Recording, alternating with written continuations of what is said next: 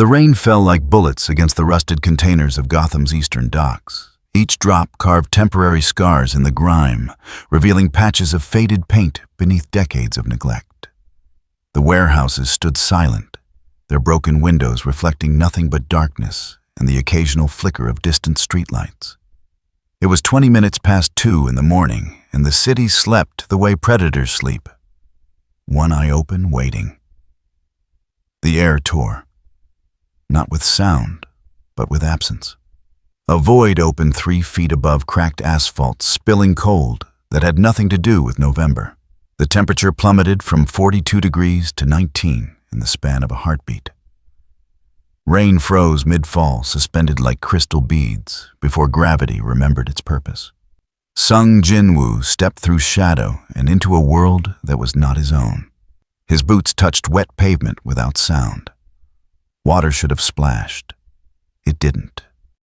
The puddle beneath him rippled outward in perfect circles, disturbed by presence rather than weight. He stood motionless, gray eyes scanning the industrial wasteland, with the patience of something that had learned to hunt in spaces between heartbeats. The gate behind him sealed shut, reality stitching itself closed like scar tissue. No light, no spectacle, just the rain resuming its percussion against metal and stone. He was alone. No, not alone. Never alone. The shadows around him moved independently of the sparse light coiling and uncoiling like living smoke. They responded to his breathing, to the subtle shifts in his posture, to thoughts he didn't need to speak aloud. Somewhere within that darkness, 10 million soldiers waited. Patient, silent, loyal beyond death because they existed beyond it. Jinwoo closed his eyes and reached outward with senses that had nothing to do with flesh. The city pressed against his awareness, like static millions of souls moving through their small orbits, unaware of the predator that had just entered their habitat. Concrete and steel stretched for miles in every direction, a forest of human ambition grown wild and tangled. But underneath it all, he felt the wound. Something had passed through here, something that left a trail of absence, of consumed life, of souls pulled screaming from their vessels and devoured. The trail was fresh, hours old, perhaps less. It cut through the city like a scar heading northeast toward the dense heart of urban sprawl. The monarch was close. Jinwoo opened his eyes. Purple light flickered in their depths, brief as lightning cold, as the void between stars. His hand moved to his side, and shadow condensed into solid form, a blade the color of midnight, its edge so sharp it seemed to cut light itself. The weapon thrummed with quiet power, resonating with the authority that ran through his veins, like black blood. He had chased this monarch across 3 realms. Through dimensions that bent geometry into impossible angles, through spaces where time flowed backward and forward simultaneously through the screaming chaos of collapsing universes. Always it fled. Always it found new gates, new cracks in reality to slip through. Until now. This gate, this world felt different. Stable. Ancient. The fabric of reality here was thick, woven tight by countless hands across countless centuries. Whatever this place was, it had rules, laws, structure. The monarch had made a mistake seeking refuge here. Jinwoo moved forward, his pace unhurried. Shadows clung to him like a cloak bending light around his form until he was little more than a darker patch in the night. His footsteps made no sound. The rain did not touch him.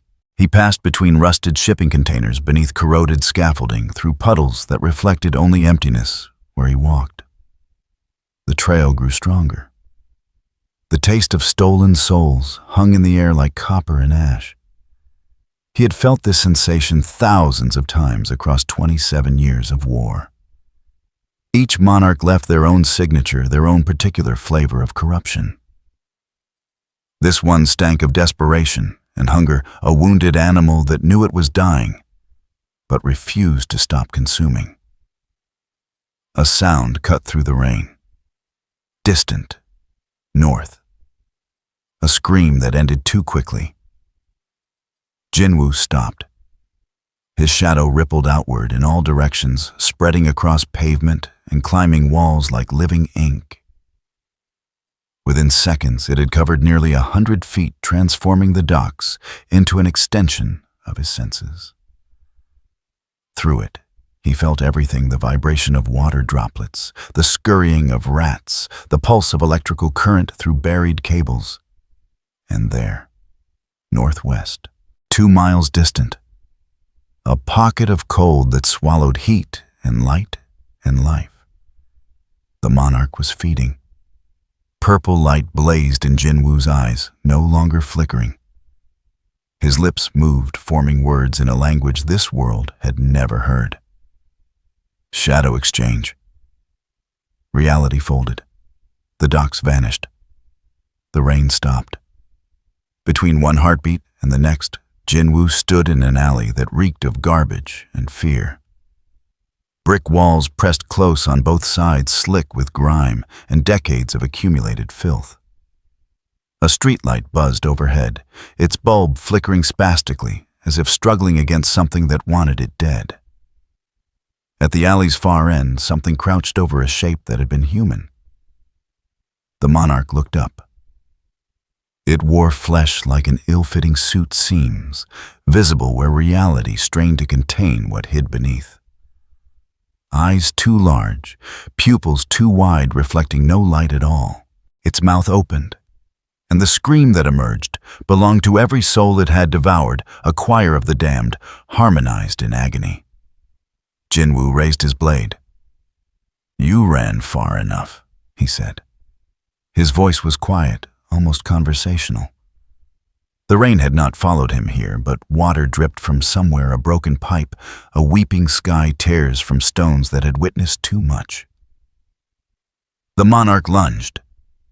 It moved fast, faster than human eyes could track, faster than thought. Shadow erupted from its form like wings, like blades, like the flailing limbs of something drowning.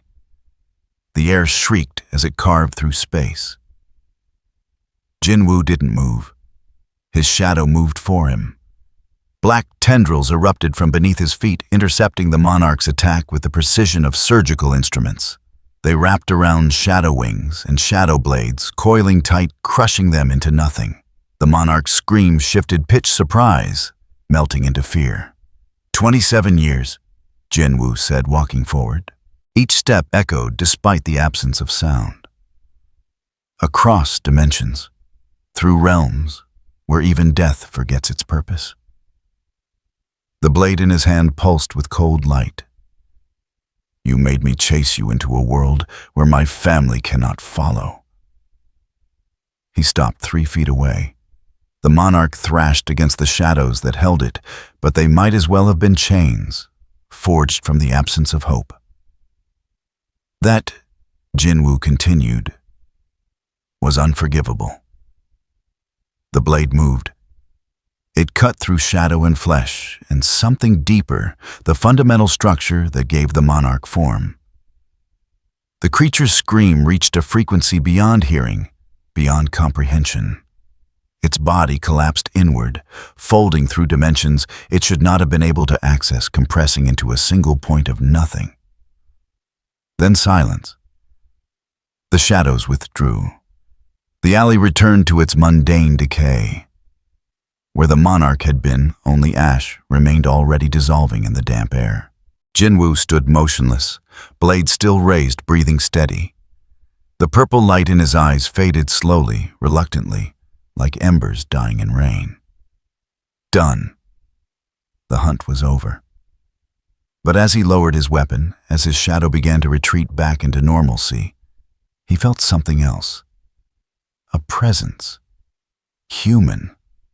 Watching from above. Jinwoo looked up. On the rooftop, silhouetted against the dying moon, a figure stood perfectly still. Dark cape, pointed ears, eyes hidden behind white lenses that reflected no light. They stared at each other across 50 feet of empty air and heavy silence. The figure moved first, disappearing backward into darkness with the fluid grace of something that had been born in shadow long before Jinwoo learned to command it. Jinwoo watched the empty rooftop for 3 heartbeats. Then he raised his hand and snapped his fingers once. Reality folded again. When the rain finally reached the alley, drawn by gravity and wind, there was nothing left to witness except ash and the memory of cold that lingered in the bricks like a scar. Batman landed on the fire escape with practiced silence boots, finding purchase on rust-eaten metal that should have groaned under his weight. It didn't. Years of training had taught him how to distribute pressure, how to move through Gotham's skeleton without waking the bones. The alley below was empty. Not abandoned, empty. There was a difference. Abandoned places carried the residue of departure, the ghost of presence recently fled. This alley felt scrubbed clean, as if something had reached down and erased everything except the physical structure. Even the smell was wrong. Gotham's alleys stank of rot and human waste and decades of accumulated misery. This one smelled of nothing at all. He descended one level then another, moving with the patience that had kept him alive for 15 years of hunting things that hunted back. His cape draped motionless despite the wind. White lenses scanned the scene cycling through spectrums his natural eyes could never access. Infrared showed only cold.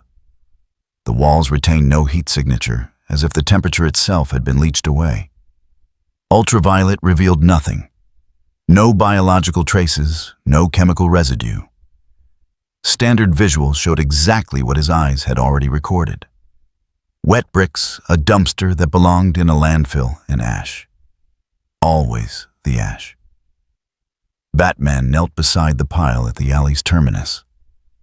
Gray powder fine as talc, already dissolving in the persistent drizzle.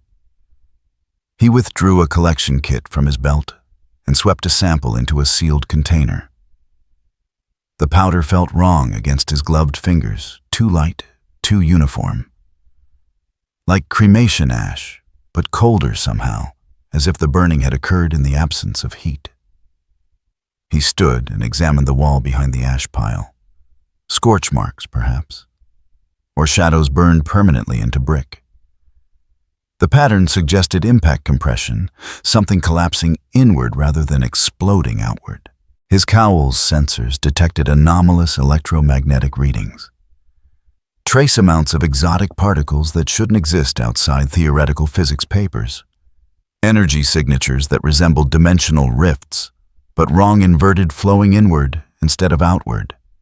Batman photographed everything, measured everything, cataloged the impossible with the same methodical precision he applied to street-level crime.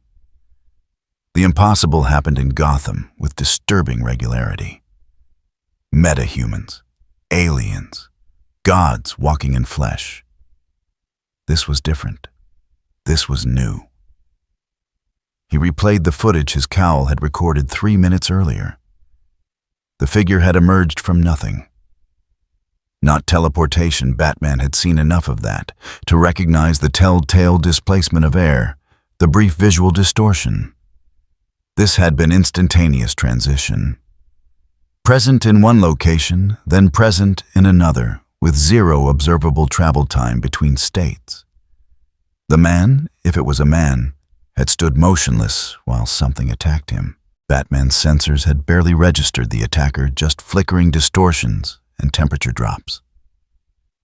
Whatever it was, it moved through spectrums his equipment struggled to process.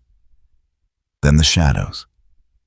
Batman had fought with shadows for years, used them, become them in a sense. But these had moved with intelligence, with purpose, with coordination that suggested unified control rather than independent action. They had intercepted an attack moving faster than high-velocity rounds, had wrapped around the attacker like serpents had crushed it into submission with casual efficiency. The blade had been visible for exactly 1.7 seconds. Black. Impossibly sharp. Radiating cold that his infrared sensors detected from 50 feet away. One cut. The attacker had collapsed into itself, folding through angles Batman's mind refused to process. His cowl's AI had flagged the footage with 16 separate alerts, each indicating mathematical impossibilities. Matter conservation violations, entropy reversal, dimensional physics that contradicted every established model. Then the man had looked up. Batman had held still technique perfected through hundreds of encounters with enhanced perception. Don't move. Don't breathe. Become the gargoyle, the statue, the piece of architecture. It hadn't mattered. Those eyes had found him instantly. Gray in color, but wrong in essence, as if they looked through vision into something deeper. Recognition without familiarity. Acknowledgement without concern. Batman had retreated. Strategic withdrawal, not fear. Know when to engage and when to gather intelligence. This situation demanded the latter. He left the alley through the rooftop access, moving north along Gotham's elevated geography. His cape caught wind and redirected it, keeping his passage silent. Below the Narrows sprawled in its characteristic decay, a neighborhood that the city had tried to forget and largely succeeded. Oracle's voice crackled through his cowl's communication system. Getting some weird readings from your location. Atmospheric anomalies, electromagnetic spikes. You finding anything? Something found me first, Batman replied, voice modulated to a gravelly whisper. Need full analysis on samples I'm sending, and pull everything from city sensors in the past 6 hours. Thermal, seismic, electromagnetic, anything unusual. Unusual by Gotham standards, or unusual by Justice League standards? New standards. I'll know it when you find it. He dropped 3 stories to a lower rooftop, rolled to disperse impact, came up running. The city blurred past in familiar patterns, fire escapes and water towers and satellite dishes pointing toward skies that never showed stars. He knew every building, every shortcut, every structural weakness that could be exploited for rapid movement. His destination appeared ahead, the old Gate Yard district, a square mile of condemned buildings awaiting demolition that never came. Budget constraints and bureaucratic inertia had left it frozen in limbo, too dangerous for habitation, too expensive to remove. Perfect territory for anything that wanted to hide. Batman had felt it the moment he'd left the alley, a pull. A wrongness extending outward like ripples on dark water. Temperature anomalies. Electromagnetic distortions. The same signature that had surrounded the ash pile, but diffused, spread thin across 6 city blocks. He landed on the roof of a defunct textile factory and crouched beside a rusted ventilation stack. His sensors confirmed what instinct had already detected. The ambient temperature in this district was dropping. Slowly, subtly, but measurably. 40 degrees at the perimeter, 38 degrees at his current location, and still decreasing toward a central point 3 blocks northeast. Something was spreading. Batman activated his cowl's enhanced vision and scanned the streets below. Empty. Not unusual for 3 in the morning, but the emptiness felt absolute. No homeless seeking shelter. No addicts hunting their next fix. No gang members marking territory. Even Gotham's predators had fled. Motion caught his attention. Northeast corner, ground level. A streetlight flickered, stuttered, died. Then another. Then 3 more. Darkness spread like spilled ink, consuming light systematically, methodically. Batman moved toward it. He crossed 2 buildings, descended via grapnel, moved through an alley that smelled of mildew and despair. His passage disturbed rats that chittered in panic before scurrying deeper into shadows that suddenly seemed less welcoming than usual. The cold intensified. His suit's thermal regulation kicked in, compensating for the temperature drop. 36 degrees now, still dropping. He rounded a corner and stopped. The street ahead was wrong. The asphalt looked darker than it should, as if shadow had soaked into the material itself. Windows on both sides reflected nothing. Not darkness, but true absence, as if the glass had become portals to nowhere. A car parked along the curb sat at an odd angle, its tires partially sunken into pavement that shouldn't be soft. Batman approached the vehicle. Frost covered the windshield, intricate patterns spreading outward from a central point like frozen screams. The door handle felt wrong under his glove, too cold, too smooth, as if the metal had been transformed into something that merely resembled steel.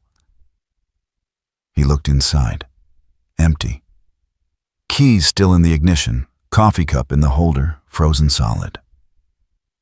Registration visible on the visor, Mary Chen address in Robinson Park. Last inspection dated 3 months ago. The driver's seat held a faint impression, as if someone had sat there recently.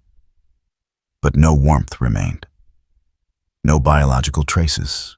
Just cold and an absence, and the subtle wrongness that made Batman's instincts scream warnings his conscious mind was still processing.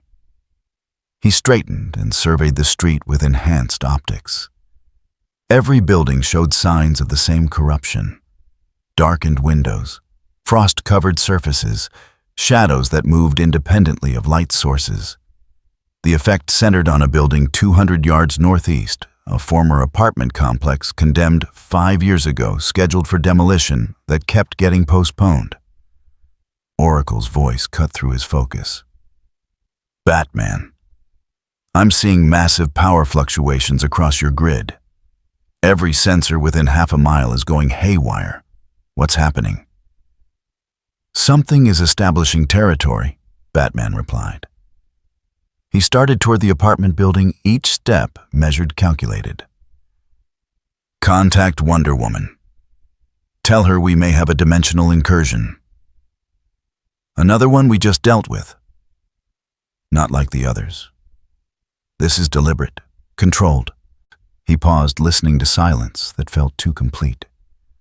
And it's spreading. The apartment building loomed ahead, dark windows watching like dead eyes. The front entrance gaped open, door hanging by one hinge. Beyond it, shadows pressed thick enough to touch. Batman stopped at the threshold. His cowl's sensors screamed alerts. Temperature 32 degrees and dropping. Electromagnetic activity off the scale. Dimensional stability compromised. Something waited inside. Not the man from the alley, this presence felt different, older, hungry, in a way that had nothing to do with physical appetite.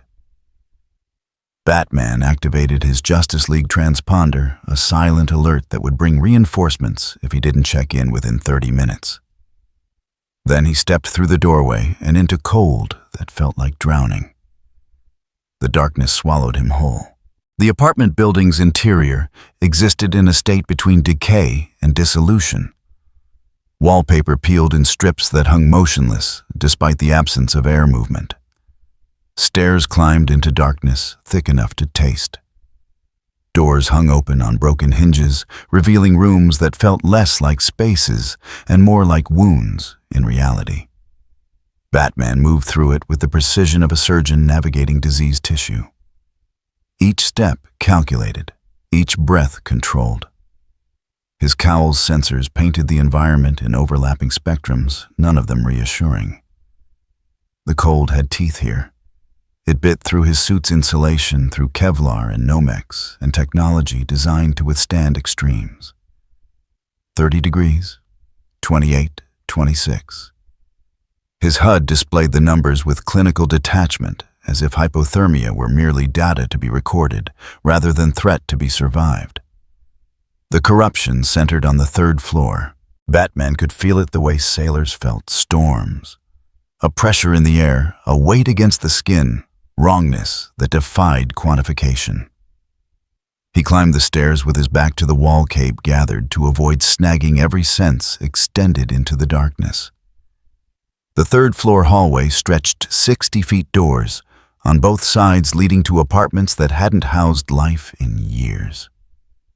Except now something lived here, or existed here. The distinction felt important in ways Batman's training hadn't prepared him for. He activated thermal imaging. The hallway appeared in shades of blue and purple cold upon cold upon cold. But at the far end where the hallway terminated in a window overlooking the street, something pulsed, not heat.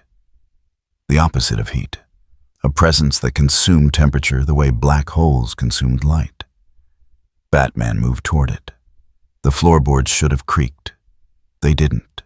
The building itself seemed to be holding its breath, waiting for something to pass or something to happen.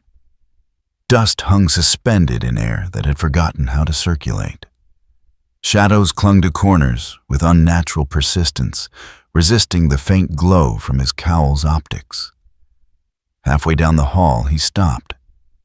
The door to his right stood slightly ajar. Through the gap, he could see movement. Not the frantic scurrying of rats or the sway of hanging debris. This movement was deliberate circular pacing. Batman pushed the door open slowly. It swung inward without sound, revealing an apartment that had been stripped to concrete and studs. No furniture, no fixtures, nothing except a figure that stood in the center of the room, turning in slow circles like a broken compass, seeking north. The figure had been human once, perhaps hours ago, perhaps minutes. Now it existed in a liminal state, flesh still present, but wrong stretched over a frame that seemed to be both expanding and collapsing simultaneously. Its eyes were two wide pupils dilated to consume the iris entirely. When it breathed, frost formed in the air. It turned toward Batman. Recognition flickered across features that were forgetting how to maintain cohesion. "Cold?" it whispered.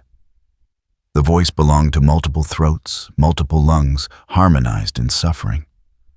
"So cold. Can't. Batman's hand moved to his utility belt. Sedative. Strong enough to drop a meta-human carefully calibrated to. The figure screamed. Not sound. Something deeper. Reality buckled around it, air pressure spiking and dropping in rapid oscillation. The walls groaned. The floor cracked. And from the figure's mouth, something emerged, wisps of darkness that moved like smoke, but cut like razors. Batman dove left as the darkness shredded the space where he'd been standing. It carved through drywall and studs with equal ease, leaving wounds that bled cold. He rolled, came up with a batarang already in motion. The projectile passed through the figure without resistance, as if striking mist. The figure collapsed forward, body finally surrendering to forces it couldn't contain. It struck the concrete and shattered. Not broke, shattered like frozen glass fragments, scattering and dissolving into ash before they settled.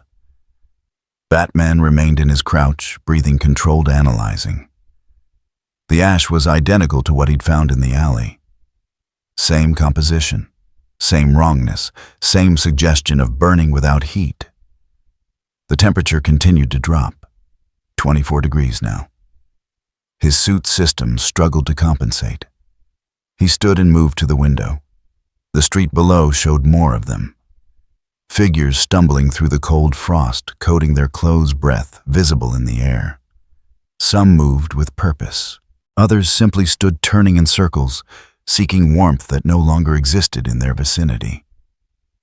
Residual corruption. The monarch he'd watched die had spread contamination before its destruction. Like radiation, like disease, like spiritual pollution that infected anyone too close to its feeding.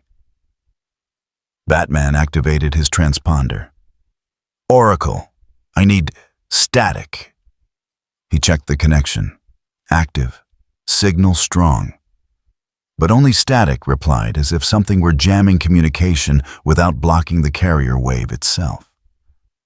A sound pulled his attention to the doorway. Footsteps. Too light, too measured, moving with confidence that spoke of ownership rather than caution. The man from the alley appeared in the doorway. He looked different in proximity, taller than Batman had estimated, nearly 6'3". Lean muscle visible beneath a black coat that hung to his knees. Gray eyes that caught what little light existed and reflected it back cold. He moved without urgency, scanning the room with the same methodical assessment Batman himself employed. Those eyes found the ash pile, lingered there. Something flickered across his face, not emotion exactly, but acknowledgement. Confirmation of expectation. Then he looked at Batman. They stood 15 feet apart, separated by empty air and the corpse of something that had briefly been human. Neither moved. Neither spoke. The moment stretched elastic taut with potential violence that hung suspended between recognition and action. The stranger's hand moved, not threatening, just tired. He raised one finger and pointed at the window, at the street beyond, at the figures stumbling through impossible cold. Contamination, he said. His voice was quiet accent, unfamiliar, English fluent, but shaped by a tongue meant for different phonemes. Spreads fast, kills slower. He paused, eyes still locked on Batman. I will handle it. You'll... Batman started, but the stranger was already turning away, moving back into the hallway with that same unhurried confidence. Batman followed. Training overriding caution. Questions demanding answers more than safety demanded retreat. The stranger descended the stairs with footsteps that made no sound. His shadow preceded him, spreading down the steps like liquid flowing into cracks and corners with apparent independence. Batman registered the impossibility and filed it alongside all the other impossibilities this night had produced. They reached the ground floor. The stranger walked directly to the front entrance and stopped surveying the street with clinical detachment. Batman moved beside him, maintaining tactical spacing hand near his utility belt. Outside, the contamination had spread across 3 blocks. 30, perhaps 40 people stumbled through the cold, their humanity eroding with each breath of air that should not exist at these temperatures. Some had already fallen. Others would follow soon.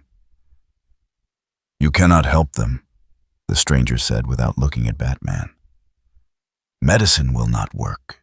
Psychology will not work. This is not disease or madness. Then what is it?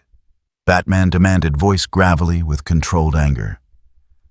Consumption. The creature you saw me destroy, it fed on life itself. What you see here is the residue, spiritual contamination. The stranger's hand rose, fingers spread.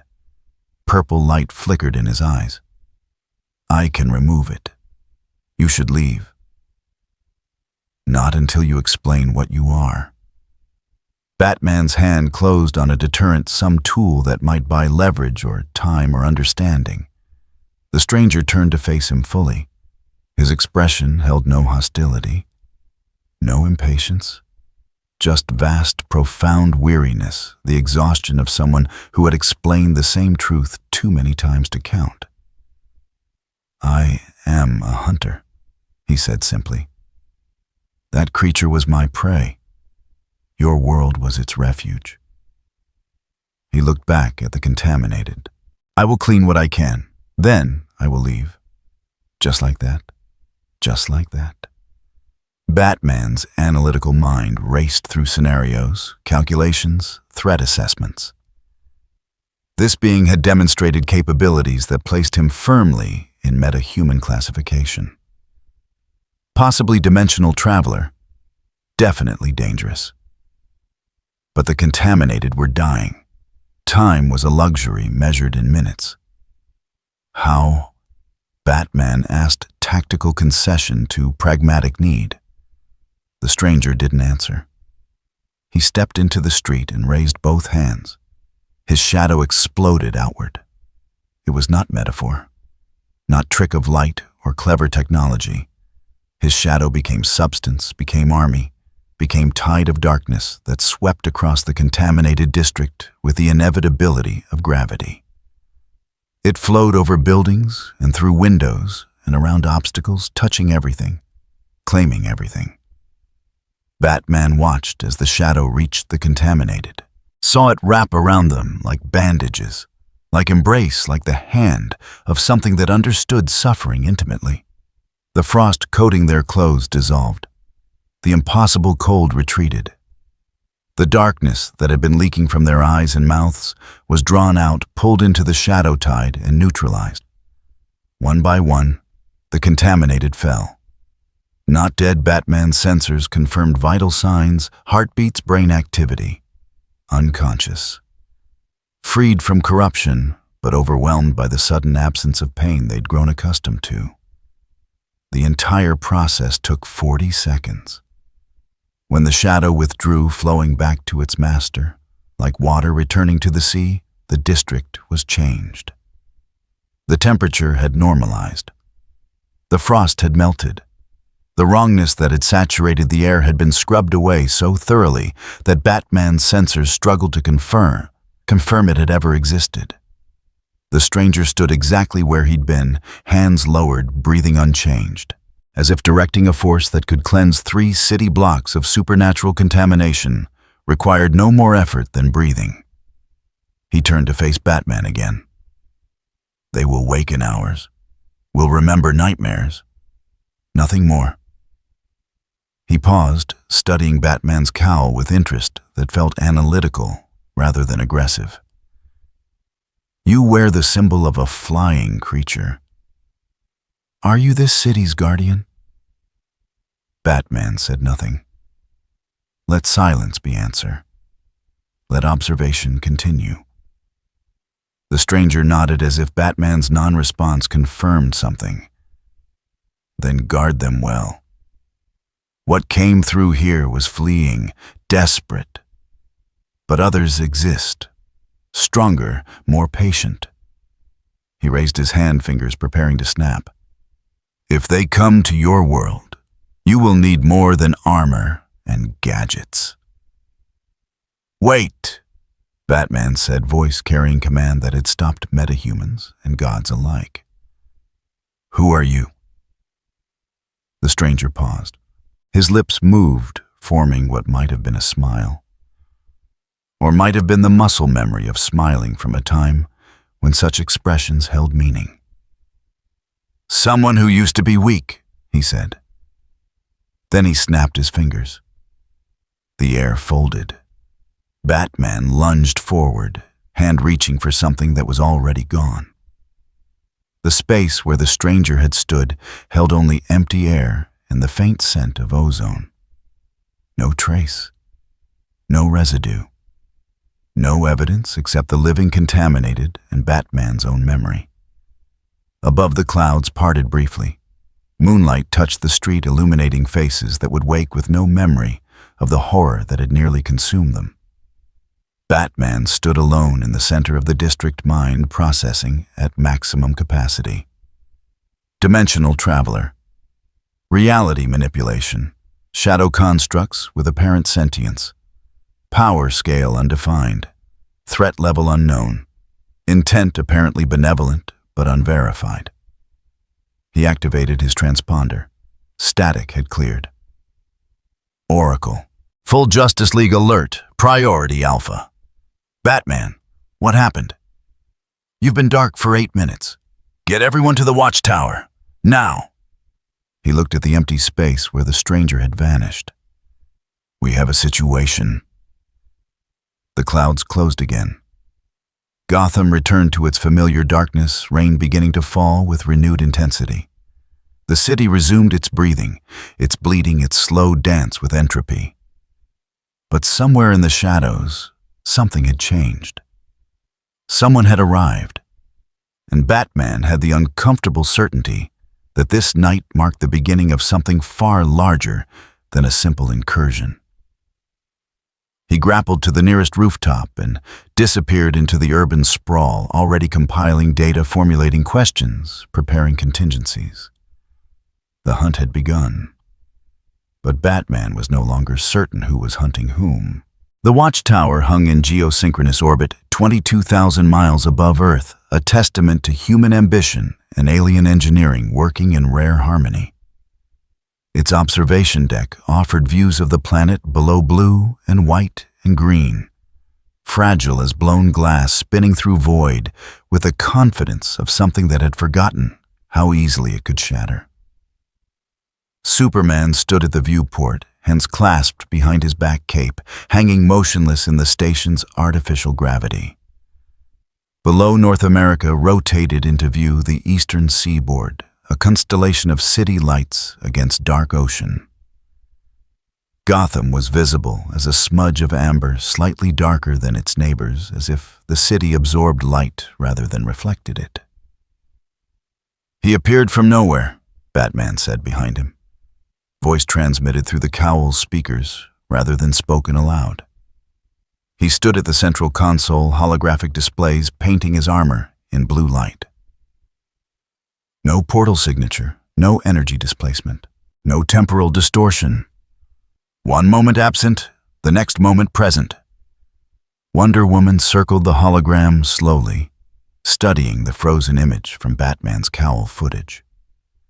The figure stood in profile, blade raised, shadows coiling around his feet like trained serpents. Her expression was unreadable warrior's mask, firmly in place. "The power signature is unlike anything in our database." Cyborg added, his mechanical eye processing data streams faster than organic minds could follow. "It reads as magic, but wrong. Like someone took the fundamental structure of magic and inverted it." "Authority over death," Dr. Fate said from the far corner of the room. He had arrived minutes ago, summoned by Batman's description of shadow manipulation and spiritual contamination. The golden helmet reflected nothing, absorbing light the way Jinwoo's shadows seemed to absorb reality. "This being commands necromantic forces, but not in any tradition I recognize. Not Egyptian, not Atlantean, not even demonic in origin." Superman turned from the viewport. "Did he harm anyone?" "Saved them," Batman corrected, replaying footage of the shadow tide spreading across 3 city blocks. 43 civilians contaminated by residual corruption. He cleansed them in under a minute. No casualties. No lasting damage. "Then why the Alpha alert?" Flash asked, vibrating slightly even while standing still. Nervous energy or deliberate intimidation with Barry, the line was often blurred. "Guy shows up, kills a monster, saves people, leaves. Sounds like Tuesday." "Because we don't know what he is," Batman replied, voice flat with the patience of someone explaining obvious danger to those who refuse to see it. Or what he wants, or what he's capable of. He demonstrated casual control over fundamental forces that should be impossible. He neutralized spiritual contamination that our magic users would have struggled with. And he did it without visible effort. "You're scared of him." Wonder Woman observed no judgment in her tone, simply statement of fact. Batman's silence confirmed what his words would not. Superman moved to the console and studied the frozen image. Gray eyes, black coat, expression that suggested weariness rather than malice. He had seen that look before in mirrors, in the faces of soldiers who had survived too many wars, in refugees who had walked too far, through too much darkness. "He told you he was a hunter?" Superman said. "Yes." "Hunting what?" "The creature I saw him destroy. He called it his prey. Said our world was its refuge." Dr. Fate stepped forward, robes flowing despite the absence of wind. A dimensional traveler, then, pursuing something that fled across realities. The helmet turned toward the hologram, studying it with senses beyond sight. The creature he destroyed, did you recover any remains? Ash. Identical to the contaminated victim I found. Full analysis pending. I sense no malevolence from this image. Fate continued, voice echoing, as if spoken from within a cathedral. But I sense vast power constrained by will. Like a star contained within flesh, such beings are never simple allies or enemies. They exist according to their own logic, their own purpose. Which is why we need to make contact, Superman said, decision made. If he's here hunting something, we should know what.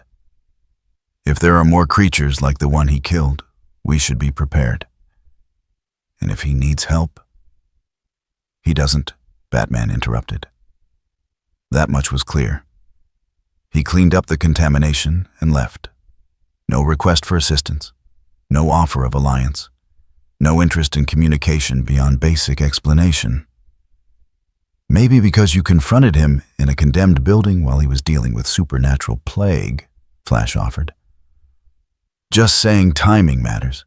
Context matters. Superman nodded slowly.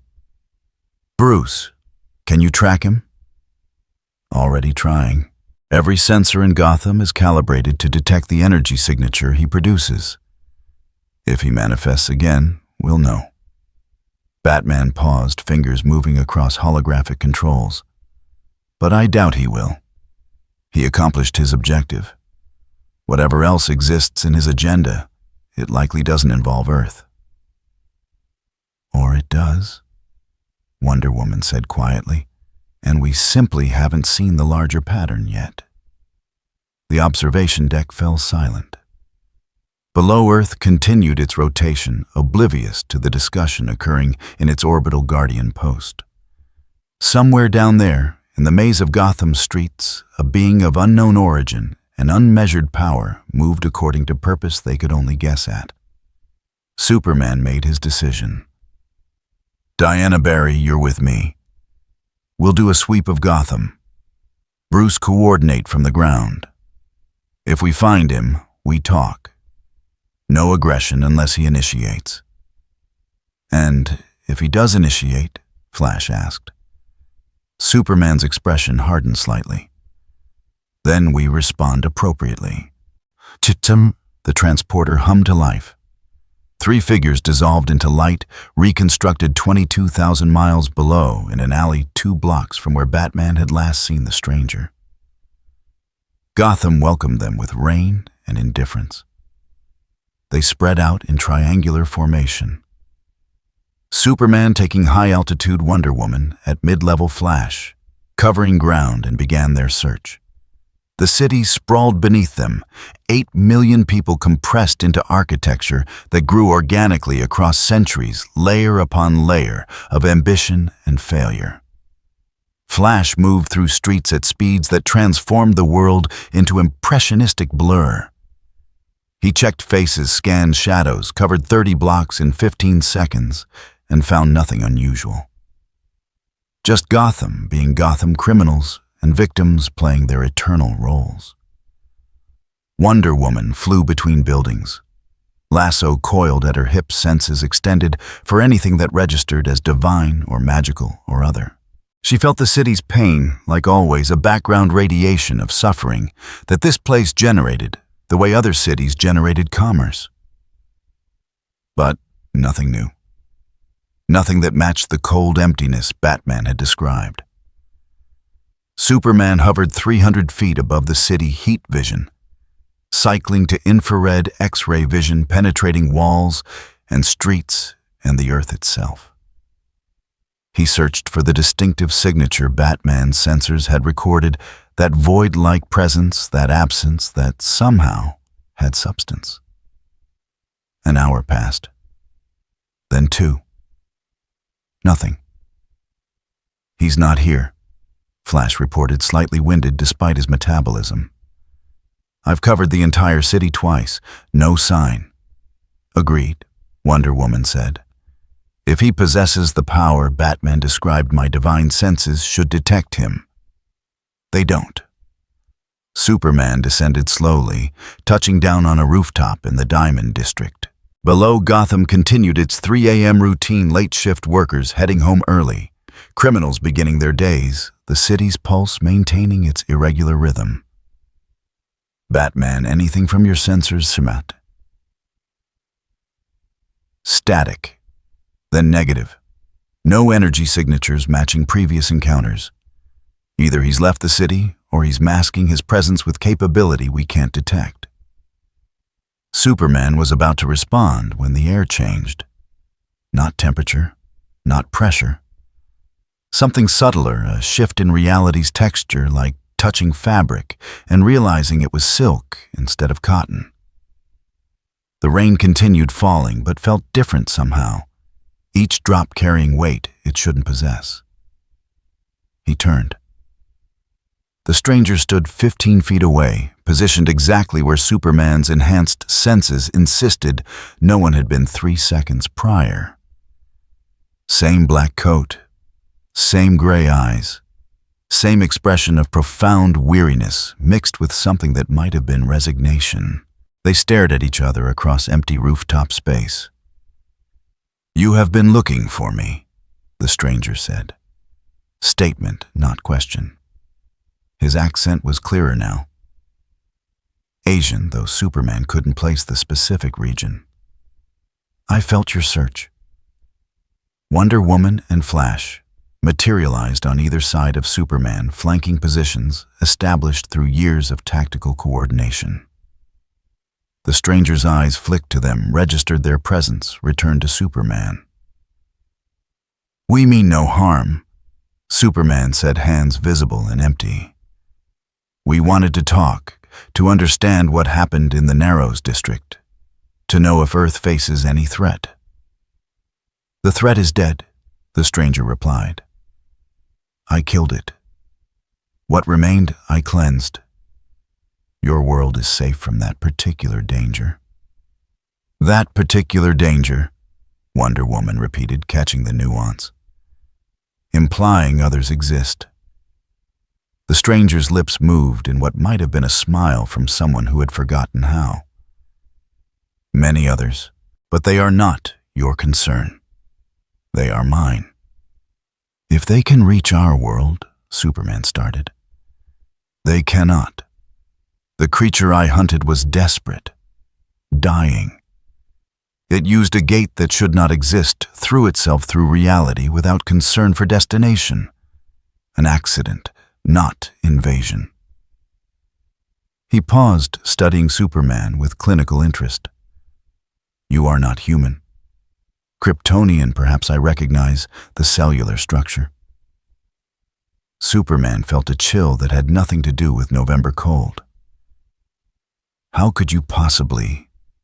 I have hunted across many worlds, fought many species."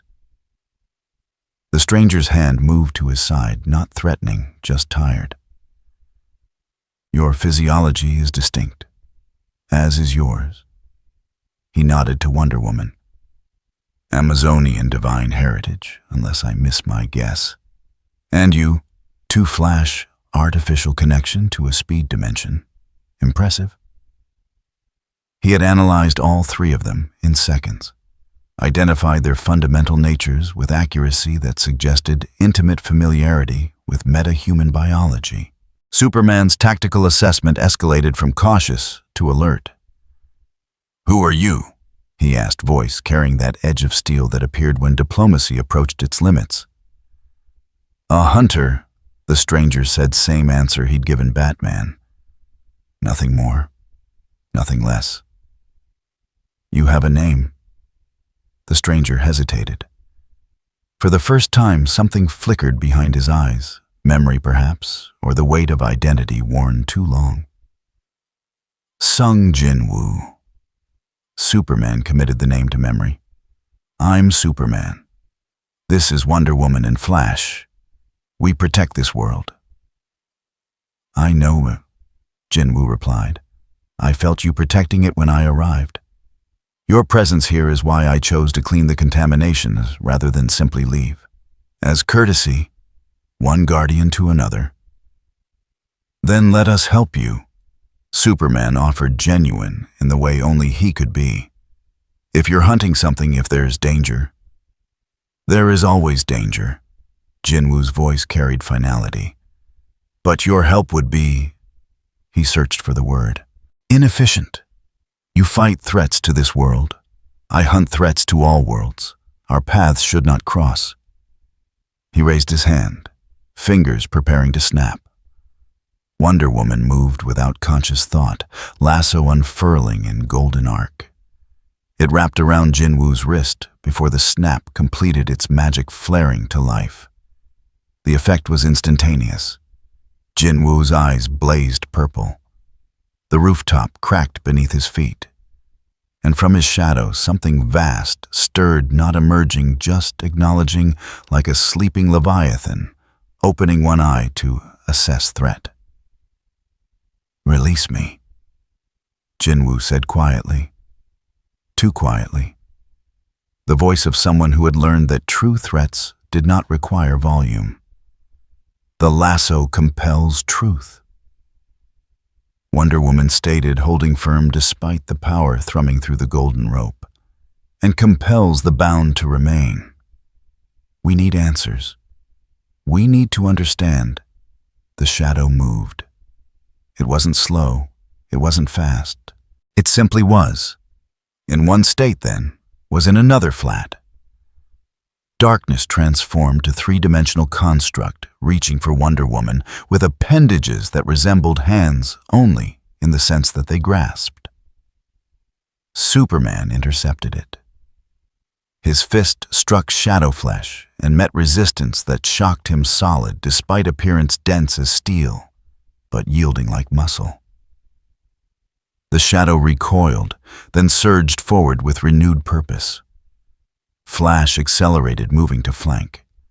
But the shadow split, dividing into multiple appendages that tracked his motion with impossible precision.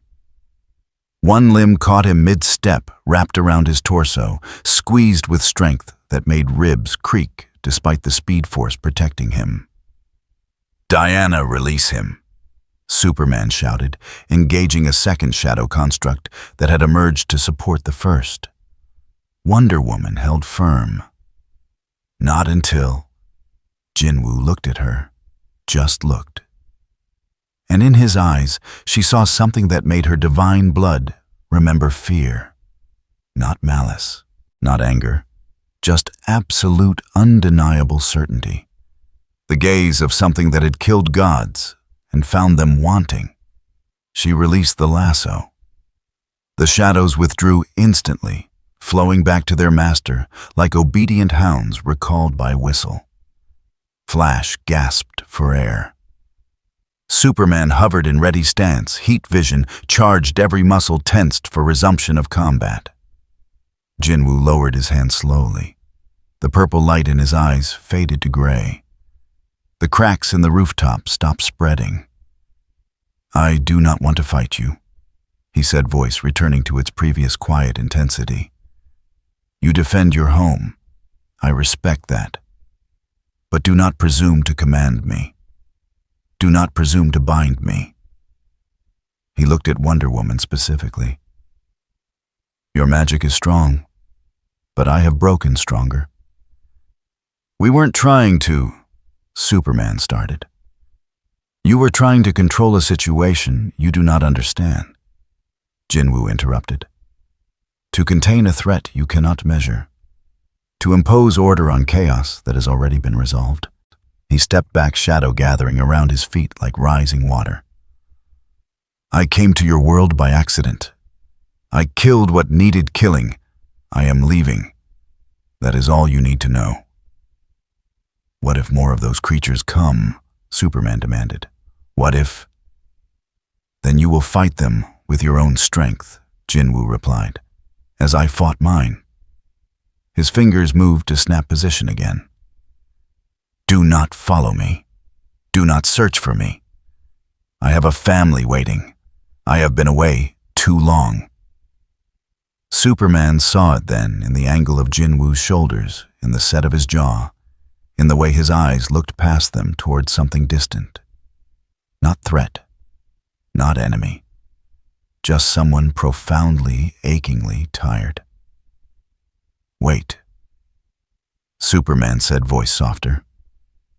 If you ever need help, if you ever... But Jinwoo had already snapped his fingers. The air folded. Reality stitched itself closed. And Superman stood on an empty rooftop with his allies' rain falling through space where a hunter had been. Flash broke the silence first. Did we just make that worse? Wonder Woman coiled her lasso slowly, expression troubled. He was not lying about anything. The lasso confirmed truth in every word. He truly does not wish us harm. But he could harm us, Superman said quietly, analyzing the brief combat with tactical precision. Those shadows matched my strength, tracked Barry's speed. And that was while he was restraining himself. Batman was right to call the alert, Wonder Woman agreed. Power of that magnitude with unknown agenda. She trailed off, uncomfortable with the conclusion her logic demanded. Superman looked up at the rain-darkened sky. I don't think he's a threat. Not to Earth. Not intentionally. But, Flash prompted, but something that powerful doesn't have to intend harm to cause it. Superman activated his comm. Batman target has departed. Last known position was Diamond District rooftop. Full briefing in 30 minutes. Understood. The three heroes stood in silence, each processing the encounter according to their nature. Superman with hope tempered by caution. Wonder Woman with warrior's pragmatism. Flash with the uncomfortable awareness that he'd been caught mid-run by something he couldn't even see moving. Below them, Gotham continued breathing. Above them, clouds gathered thickness. And somewhere between the rain and the city's eternal hunger, a hunter moved toward home through paths they could not follow. The misunderstanding had been planted. Soon enough it would grow into something neither side wanted, but both might be forced to cultivate. Apocalypse turned slowly in the void, beyond the source wall's shattered remnants, a world engine of suffering that had forgotten why it burned, but continued burning nonetheless. Its surface was a geometry of fire pits and industrial towers, of slave compounds and weapon forges, all arranged in patterns that suggested meaning to minds capable of perceiving across dimensions. At its heart, in a throne room, the size of a city, Darkseid sat in contemplation. He did not sit often. Gods of his magnitude rarely required rest, rarely acknowledged the physical limitations that flesh imposed on lesser beings. But sometimes when reality itself grew tiresome, when the endless campaign of conquest stretched toward horizons that refused to draw closer, he would return to his throne and simply exist. The throne was carved from a substance that predated matter.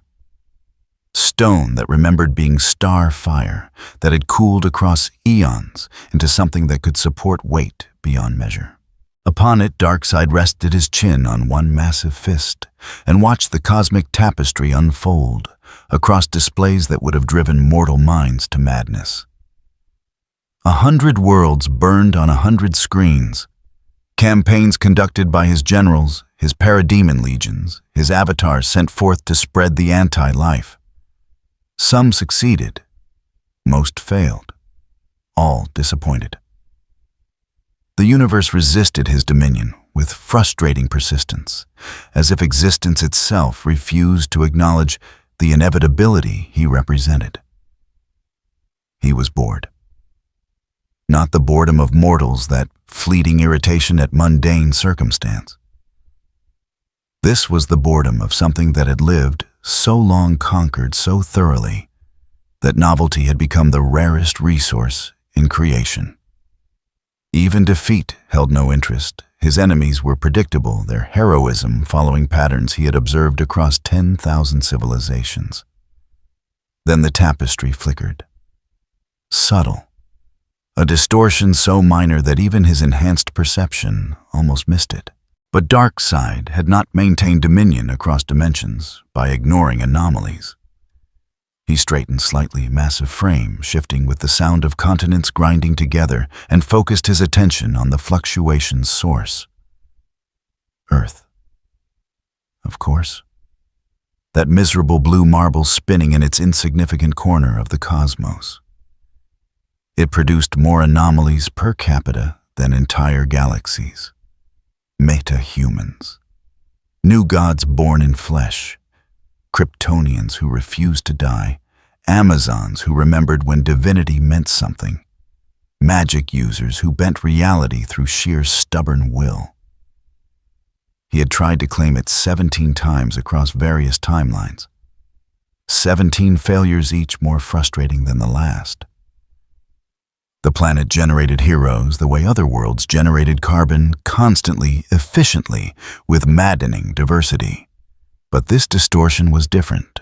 Darkseid extended his consciousness toward Earth, a fragment of his true awareness, manifesting as Avatar, 300 miles above the planet's surface. The vessel materialized from nothing, stone skin and burning eyes and power enough to shatter continents. Through its senses, he perceived the world below, with clarity that transcended mere sight. There, Gotham City. That festering wound of urban decay, the one place on Earth almost worthy of existing on Apocalypse. And within it, moving through shadows with purpose that suggested ownership rather than caution, something walked that should not exist. Darkseid focused his avatar's perception, peeling back layers of reality to examine the anomaly's fundamental structure. What he found made him pause. Authority, not power in the crude sense of energy output or destructive capacity.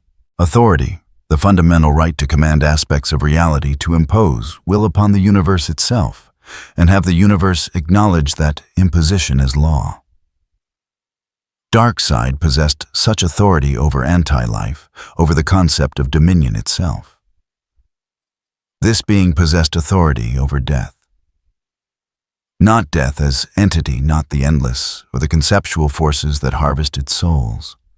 This was authority over the state itself, the transition from living to unliving, from matter to absence, from existence to void. And it was being wielded with casual precision that suggested mastery developed across timescales even Darkseid might respect. The Avatar descended curiosity, overriding caution. It passed through Earth's atmosphere without disturbing air molecules manifested on a rooftop in Gotham's industrial district, and observed. Below, the being moved through an alley with footsteps that made no sound. Shadows clung to him like trained hounds, responding to unspoken command with coordination that spoke of absolute loyalty. The Avatar's sensors detected no leash, no controlling mechanism. The shadows obeyed because they chose obedience, because their master had earned submission through methods Darkseid could not immediately identify. Fascinating. The being stopped, turned, looked directly at the Avatar despite 300 feet of distance and the darkness that should have obscured vision.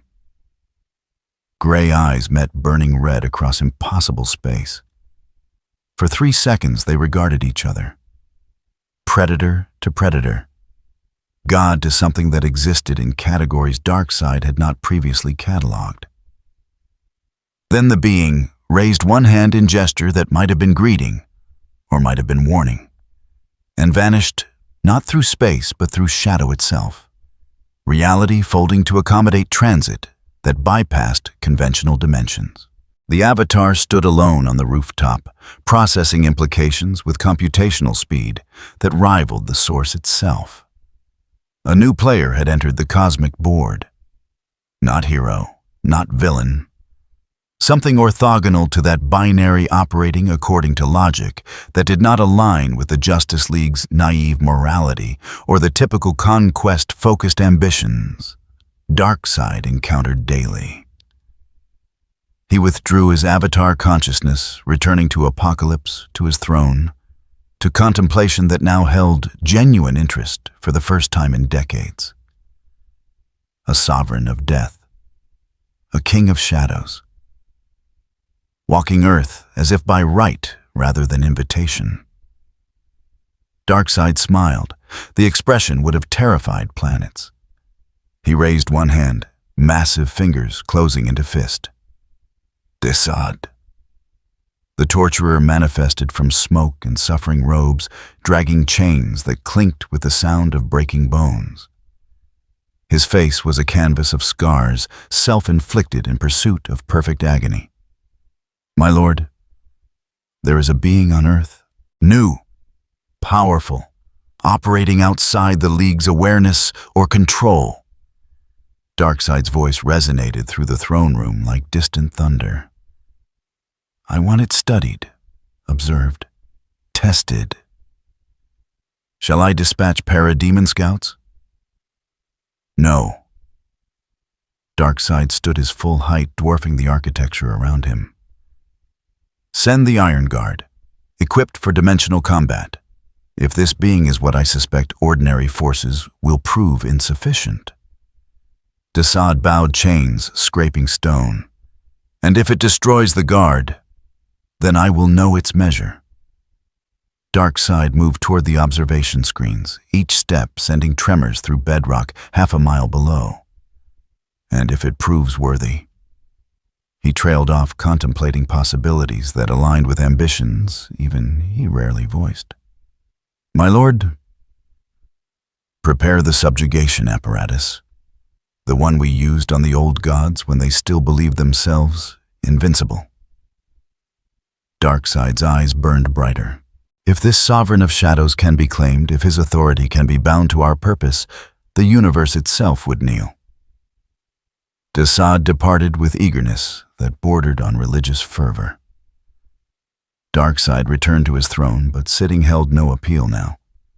Interest had been kindled, curiosity engaged. For the first time since the source wall had shattered and reality had grown strange, he felt the familiar hunger of a hunt. On Earth, unaware of the attention he had drawn, Jinwoo stood on a different rooftop and studied the sky. The rain had stopped. Clouds parted briefly, revealing stars that looked nothing like the constellations he knew. He was so far from home. The thought arrived with weight he had not allowed himself to feel during the hunt. 27 years, fighting monarchs across dimensional battlegrounds.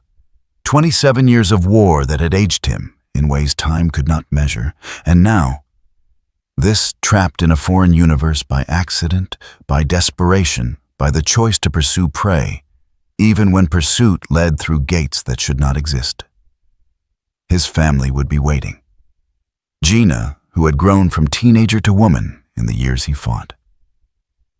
His mother restored from sleeping death, spending each day hoping her son would return. And the shadows he had promised to lead to, protect, to never abandon. All of them beyond reach, separated by dimensional barriers that even Shadow Exchange could not cross without proper anchor points. Jinwoo closed his eyes and reached outward through the shadows, searching for the gate he had entered through.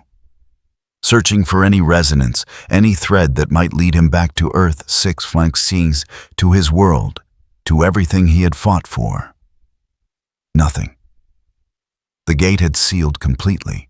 Reality here was thick, stable, reinforced by forces he could feel, but not identify. This universe did not welcome intruders, did not permit easy transit between dimensions. Whatever mechanism had allowed the monarch to flee here, whatever desperate tear in space-time it had exploited, had closed behind Jinwoo like scar tissue. He was truly alone. The shadows around him rippled with concern, sensing their master's distress even without words to communicate it. Bellion would be maintaining order among the army, keeping 10 million soldiers organized, despite the absence of enemies to fight. Igris would be running tactical assessments, preparing for threats that might never materialize. Baru would be Jinwoo. Opened his eyes. Sentiment was a luxury he could not afford. Not now. Not when survival demanded focus. He needed information. Needed to understand this universe's structure, its rules, its relationship with dimensional travel. The heroes he had encountered possessed power, but lacked knowledge of realms beyond their own. They were guardians, not explorers. They protected what they knew, but rarely sought what they didn't. He needed someone who understood the spaces between worlds. A cosmic traveler. A dimensional navigator. Someone who might know how to tear open reality and create the gate he required. Jinwoo raised his hand and snapped his fingers. Shadow Exchange carried him across the city in less than a heartbeat, depositing him on a rooftop in what his senses identified as a cleaner district. Wealth evident in the architecture and the maintained streets, and the absence of desperation that permeated the areas he had visited previously. Below a building stood that radiated magic so intensely he could taste it. Not the corrupted magic of demons or the borrowed power of metahumans. This was ancient magic, disciplined magic practiced by someone who understood its fundamental laws. He descended through shadows, passing through concrete and steel as if they were mist, until he stood in an alley beside the building's entrance. A simple door unmarked, protected by wards that would have repelled most supernatural entities. Jinwoo reached out and touched the door. The wards recognized him immediately, not as friend, not as foe, as something that existed beyond their categorization. They recoiled slightly, uncertain how to respond to authority that superseded the rules they were programmed to enforce. The door opened. Beyond it, stairs descended into darkness that felt warm despite the absence of light. Jinwoo walked down footsteps, silent shadows gathered close. At the bottom, another door awaited, this one inscribed with symbols he recognized from his time fighting in magical realms. Before he could knock, the door opened from within. A figure stood in the doorway, outlined by golden light from the chamber beyond. The helmet was unmistakable ancient Egyptian design, but radiating power that predated human civilization. Behind the helmet's eyeless gaze, something watched Jinwoo with perception that pierced shadow and flesh, and the fundamental structure that gave him form. "I wondered when you would seek me," Dr. Fate said, voice echoing with the weight of prophecy. "The Shadow Monarch walks Earth. The balance trembles, and forces gather that neither your shadows nor my magic can fully contain." Jinwoo met that eyeless gaze without flinching. "I need to return home. I need a gate." "I know." Fate stepped aside, gesture inviting entry. "But first, we must speak of the darkness that even now turns its attention toward you. The darkness that rules from a world of fire and seeks to claim all sovereigns for its dominion. I don't have time for... You have exactly as much time as existence permits." Fate interrupted, voice carrying finality that suggested argument would prove futile, and considerably less than you hope. "The Dark God has seen you, Shadow Monarch. And when Dark Side sees something, he desires entire universes learn the meaning of suffering." Jinwoo stood in the doorway, weighing options with tactical precision developed across decades of war. Stay and talk with this magic user, potentially waste time on warnings about threats he could handle himself. Or continue searching for gates alone, risk missing information that might prove crucial. The decision took less than a second. He stepped inside. The door closed behind him with a sound like prophecy sealing itself into stone. The interior of the Tower of Fate existed in dimensions that made geometry weep. Walls curved in directions that should not exist. Stairs ascended and descended simultaneously, and light fell from sources that cast no shadows. Except where Jinwoo stood, then shadows pooled regardless of illumination, loyal to their master rather than physics. Dr. Fate led him through corridors that stretched and compressed according to need rather than architectural logic. They passed rooms filled with artifacts that hummed with power libraries whose books whispered secrets in dead languages, windows that looked out onto worlds that had forgotten Earth existed. They arrived in a chamber that felt central despite the tower's refusal to acknowledge conventional spatial relationships. Circular. Domed ceiling inscribed with constellations that moved in patterns too complex for mortal comprehension. At the center, a table constructed from stone that had witnessed the birth of magic itself. Fate gestured to a chair. Jinwoo remained standing. As you wish. Fate moved to the opposite side of the table, golden helmet reflecting nothing despite the ambient light. I am Dr. Fate Vessel for Nabu, Lord of Order. I maintain the balance between magic and chaos, between structure and entropy. And I tell you now, Shadow Monarch, your presence here threatens that balance in ways you cannot yet comprehend. I didn't choose to come here, Jinwoo replied, voice flat with controlled frustration. The creature I hunted opened a gate. I followed. The gate closed. I want only to return home. Home.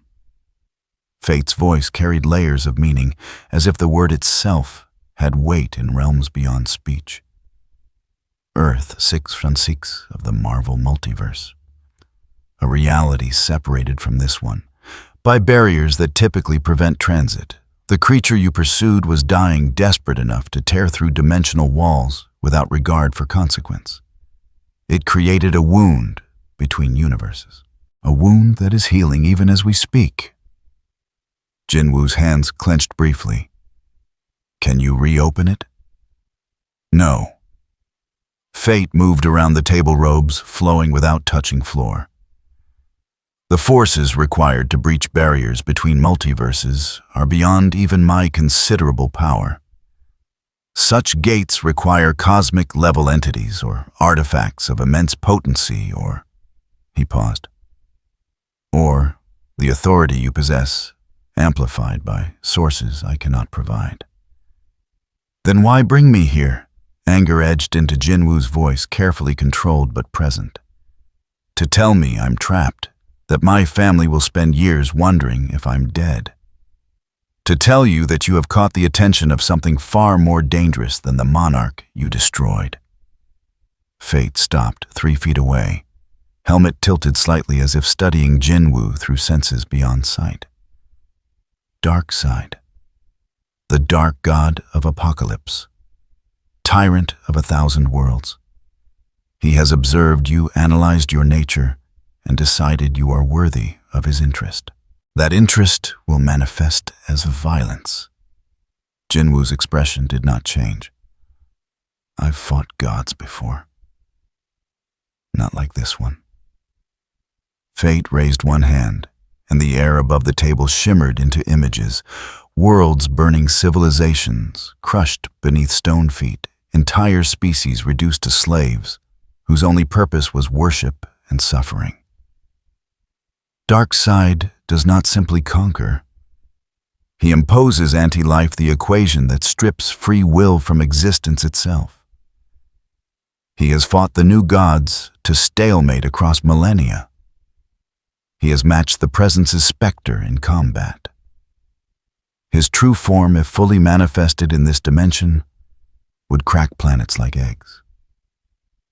Then I'll kill him before he manifests fully, Jinwoo said, with the calm certainty of someone who had made impossible promises and kept them. Fate's helmet reflected the burning worlds for 3 seconds before the images dissolved. You possess tremendous power, Shadow Monarch. Authority over death itself. An army that cannot truly die. But you are one being, and Darkseid commands resources that span galaxies. He will send forces to test you. When you prove difficult to kill, he will send greater forces. When those fail, he will come himself, not in full manifestation, but in avatar form, powerful enough to level cities. Let him come, Jinwoo replied. Purple light flickered briefly in his eyes. I've fought worse odds. I do not doubt your strength or your determination. Fate's voice softened slightly, carrying something that might have been respect or might have been pity. But you fight alone. Your shadow army, formidable as it is, operates at reduced capacity here. This universe's laws differ from your own. Your soldiers are weaker, your authority less absolute, and you are cut off from the one thing that made you truly invincible. Your world system, the mechanism that allowed infinite growth. Jinwoo went very still. How do you know about the system? I see across dimensions when necessity demands it. I have observed your rise from weakness to godhood, watched you inherit Ashbourne's legacy, witnessed your 27 years of war. Fate moved to a window that showed not Gotham, but something else, stars dying in patterns too geometric to be natural. You are extraordinary, Sung Jinwoo. But here you are, mortal again. Limited, vulnerable. The words landed with more weight than Jinwoo wanted to acknowledge. He had felt it since arriving, the absence of the system's interface, the lack of notifications, announcing growth and achievement. His power remained, but it was static now, fixed, no longer evolving with each battle. Then what do you suggest? Jinwoo asked, a tactical mind pivoting from denial to strategy. Hide, run, surrender. Ally. Fate turned from the window. The Justice League protects this world with dedication that borders on obsession. They possess resources, intelligence networks, and combat experience against cosmic threats. More importantly, they can provide what you cannot access alone. Magical expertise to locate dimensional weak points, technology to amplify your authority, and allies who can engage Darkseid's forces while you seek the gate home. They tried to capture me, Jinwoo pointed out. Used a magical rope to bind me. Wonder Woman sought to restrain unknown threat, not imprison enemy. There is a difference. And she released you the moment you demonstrated the cost of continued conflict. Fate's voice carried finality. They are heroes, Shadow Monarch. Sometimes foolish, sometimes naive, but ultimately driven by genuine desire to protect. Work with them. Let them help you, while you help them survive what is coming. Jinwoo stood silent, processing. Everything in his experience screamed warnings about alliances, about trusting others with information that could be weaponized. He had learned those lessons in the Double Dungeon when fellow hunters had left him to die. Had learned them again across dimensions where temporary allies became enemies the moment convenience shifted. But fate was right about one thing: he was alone here. Truly alone in a way he had not been since becoming the Shadow Monarch. No Hunters Guild to provide intelligence. No Korean government to coordinate operations.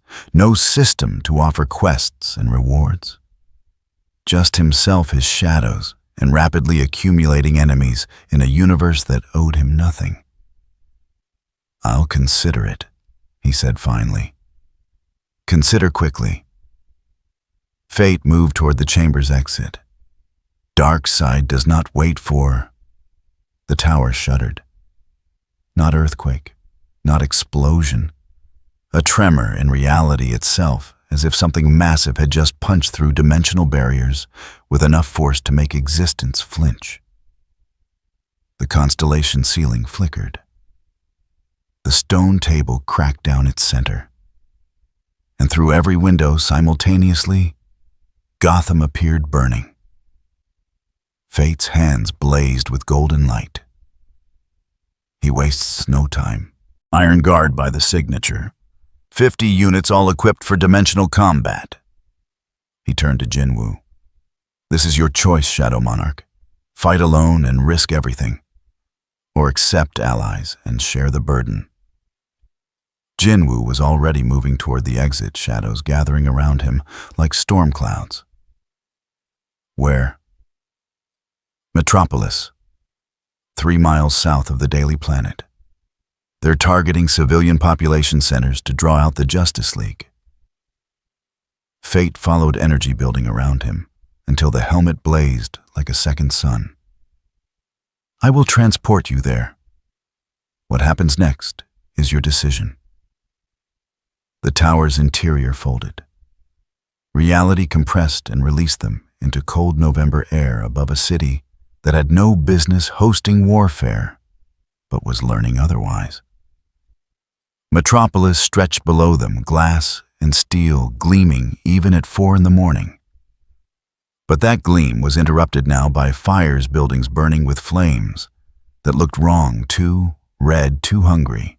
And moving through those flames, figures that combined flesh and machine in ways that suggested neither biology nor engineering had consented to the fusion.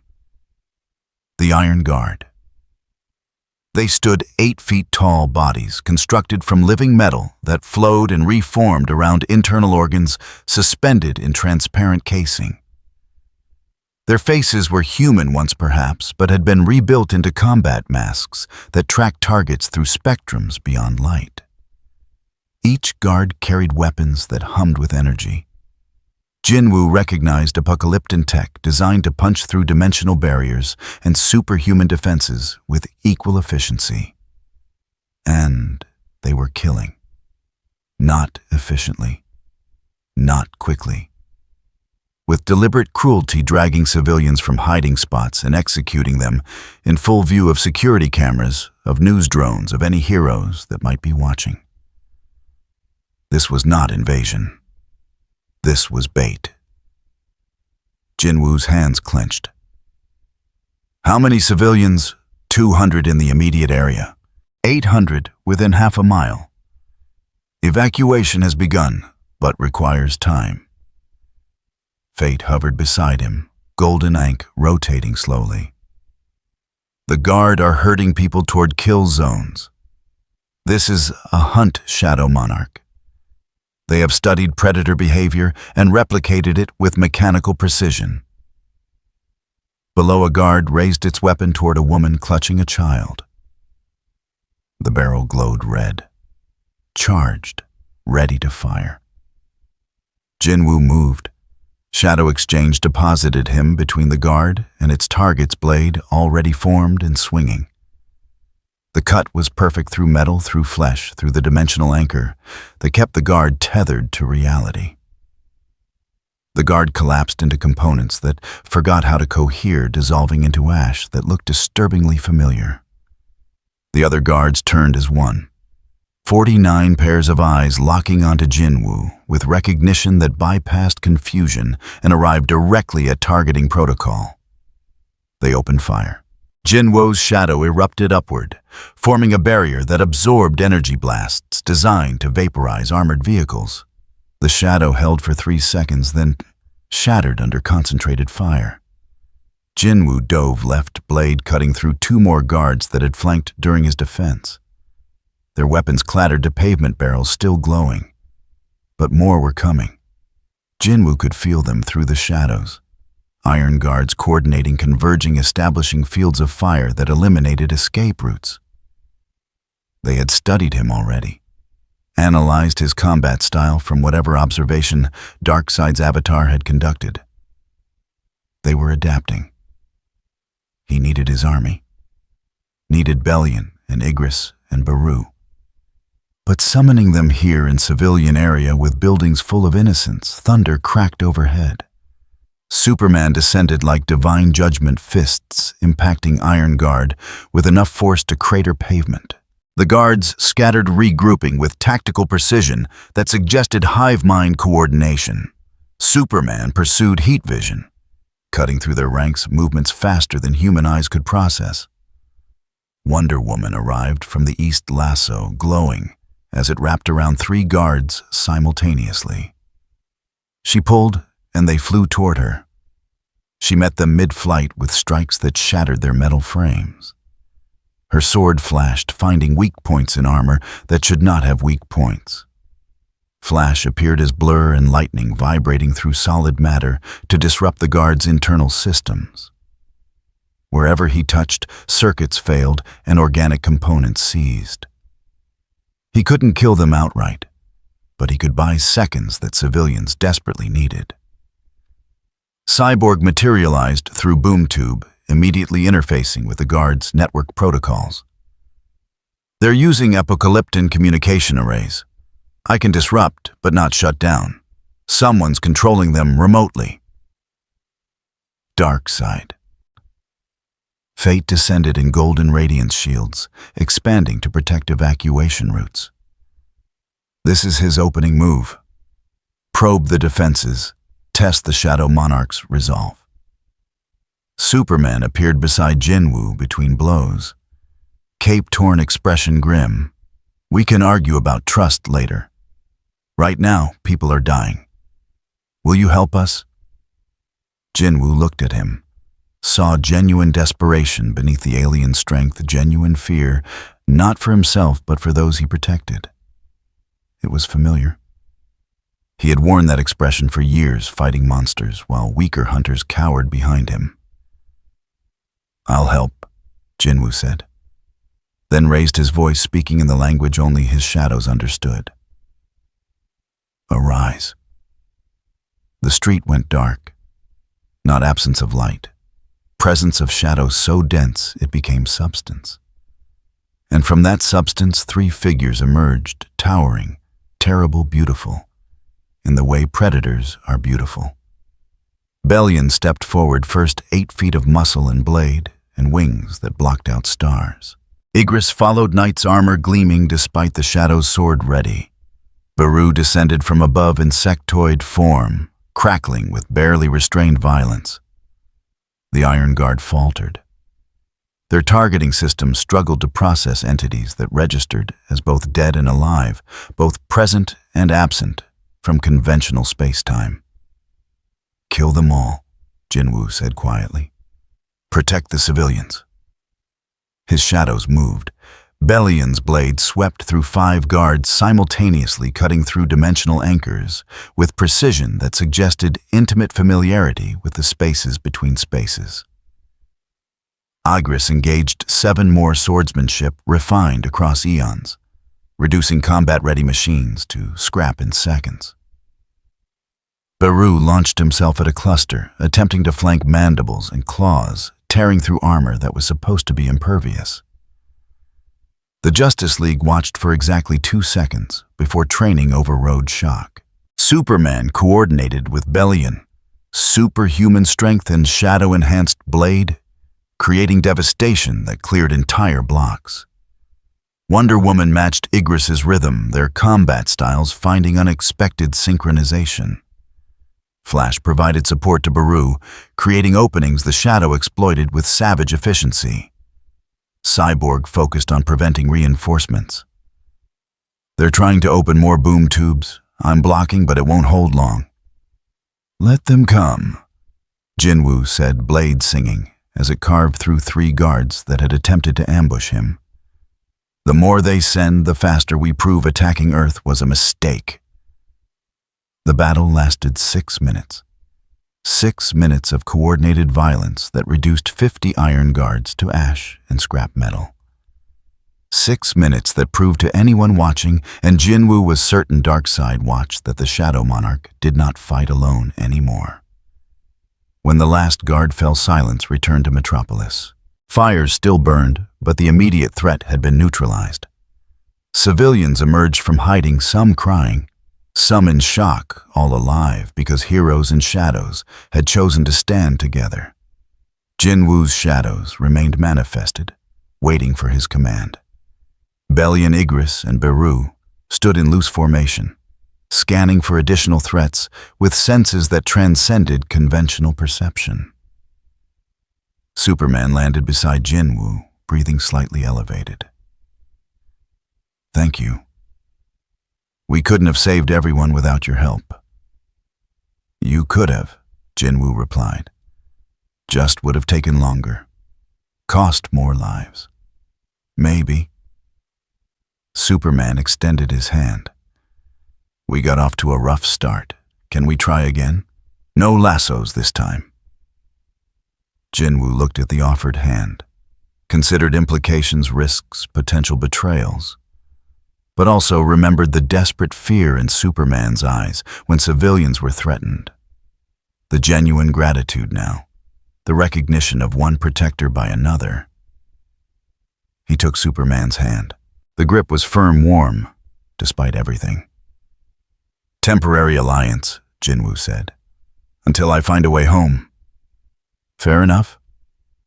Superman smiled slightly. "Welcome to Earth, Sung Jinwoo. Try not to destroy too much while you're here." Jinwoo almost smiled back. Almost. Above them in spaces between dimensions, Darkseid observed through sensors his destroyed guards had transmitted. He saw the Shadow Monarch fighting beside Earth's heroes. Saw the shadows tear through Iron Guard with efficiency that exceeded projections. Saw alliance forming between forces that should have remained separate. His smile widened. "Excellent. The prey has found its herd. Now the real hunt can begin." He closed his fist. Across Apocalypse, factories began producing new weapons, stronger weapons. Weapons designed specifically to break shadows and the beings who commanded them. The war had been declared. Both sides simply didn't know it yet. The sky above Gotham tore open at 4:47 a.m. Not gradually, not with warning. Reality simply decided it had endured enough abuse and split along seams that should never have existed. The rupture appeared as a geometric wound, perfectly circular, 300 feet in diameter. Edges burning with fire that consumed light instead of producing it. Through that wound, Apocalypse looked down upon Earth. Batman saw it first from the Batcave's primary monitoring station. Every sensor in Gotham screamed alerts, simultaneously emergency protocols activating faster than he could process. The sky tier registered on gravitational sensors, electromagnetic arrays, dimensional scanners, and every spectrum between. His AI flagged it as Category 5 incursion before he could form the assessment himself. He activated the Justice League transponder with one hand, while the other brought Gotham's emergency systems online. "All hands. Dimensional breach over Gotham. Apocalyptan signature confirmed. This is not a drill." The boom tube stabilized, and through it they came. Parademons poured into Earth's atmosphere like locusts given wings and hatred. Thousands in the first wave, tens of thousands in the second. They descended with the coordination of hive mind intelligence, dividing into attack formations that suggested months of planning distilled into seconds of execution. But the parademons were just the opening act. Behind them came larger forms, apocalypton war machines that should not have fit through the boom tube's aperture, but did anyway, dimensional physics bending to accommodate invasion. Tanks the size of buildings, hovering fortresses bristling with weapons that hummed with enough power to level city blocks. And between the machines, warriors new gods corrupted to Darkseid's service, each one capable of matching S-rank metahumans in single combat. Batman watched the horde descend and allowed himself exactly 3 seconds of cold mathematical assessment. Gotham's population 8 million. Evacuation time required 72 hours minimum. Time available minutes, perhaps less. Probability of 0 casualties, statistically impossible. He had prepared for this scenario 17 times across various simulations. Every simulation ended with catastrophic loss of life unless Justice League response time was perfect and overwhelming force could be brought to bear immediately. "Alfred," he said quietly, "initiate Protocol Omega-7. Full civilian evacuation. Mobilize every emergency service. And pray we're fast enough." "Already underway, Master Bruce." Alfred's voice carried the calm of someone who had weathered worse nights and refused to believe any night could be the last. "And the family en route." Batman was already moving toward the Batmobile cape flowing behind him. "Tell them to prioritize civilian evacuation over combat engagement. We hold the line until Superman arrives." "Of course, sir. Do try not to die." Batman almost smiled. Almost. The Batmobile launched from the cave at speeds that should have torn it apart, computer-assisted driving compensating for acceleration that would have killed unaugmented humans. He emerged into Gotham proper to find the city already transforming into battlefield. Parademons had reached street level. They fell upon anything that moved: cars, pedestrians, animals, anything that registered as life on their primitive targeting systems. Their weapons fired plasma that burned through concrete and flesh with equal efficiency. Their claws tore through body armor like paper. But Gotham citizens had been training for this scenario, whether they knew it or not. Years of surviving Joker attacks, Scarecrow toxins, and Riddler death traps had instilled a peculiar resilience. They ran not in panic, but with grim determination, heading for designated shelters, helping the injured, refusing to simply lie down and die. Batman engaged the first Parademon squadron 3 blocks from Crime Alley. EMP batarangs dropped 6 from the sky before they registered his presence. Explosive rounds from the Batmobile's weapons system destroyed 12 more. The rest swarmed toward him with single-minded aggression. He abandoned the vehicle grapnel, launching him skyward as parademons tore the Batmobile apart with claws and plasma fire. Mid-flight, he scattered micro-explosives that detonated in sequence, creating a kill corridor that shredded wings and bodies. He landed on a rooftop, already moving, refusing to present a static target. A parademon crashed into him from above. Batman rolled with the impact, judo throw redirecting momentum into the creature's own body weight. It sailed over the roof's edge. He didn't watch it fall. 3 more were already incoming. This was going to be a long night. Across the city, Nightwing and Red Hood engaged separate parademon swarms with practiced efficiency. Red Robin coordinated civilian evacuations while fighting rearguard actions. Batgirl defended shelter entrances against waves that refused to stop coming. But they were holding. Barely. Desperately. But holding. Then the boom tubes opened over Metropolis. Superman had been en route to Gotham when he felt the dimensional rupture tear open behind him. He reversed course instantly, heat vision already charging, arriving to find his city under assault by forces that shouldn't have been able to penetrate Earth's atmospheric defenses. Parademons filled the sky like pollution given wings. They converged on Daily Planet Plaza, where morning shift workers were arriving unaware that their routine commute had become death trap. Superman hit the swarm at Mach 3 sonic boom shattering windows for 3 blocks. He tore through parademon formations like paper fists and heat vision turning dozens into falling ash. But for every dozen he killed, 50 more descended. The math was impossible. The horde was endless.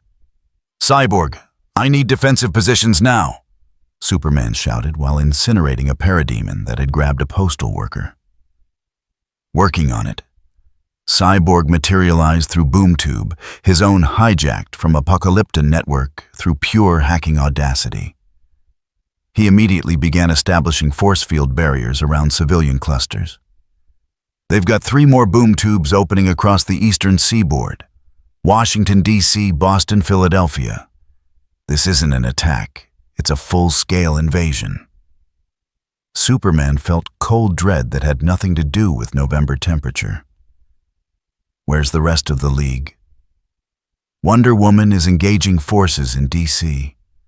Flash is running evacuation in Philadelphia. Aquaman is dealing with underwater incursions off the Atlantic coast. We're spread too thin. Cyborg's eye blazed with data streams.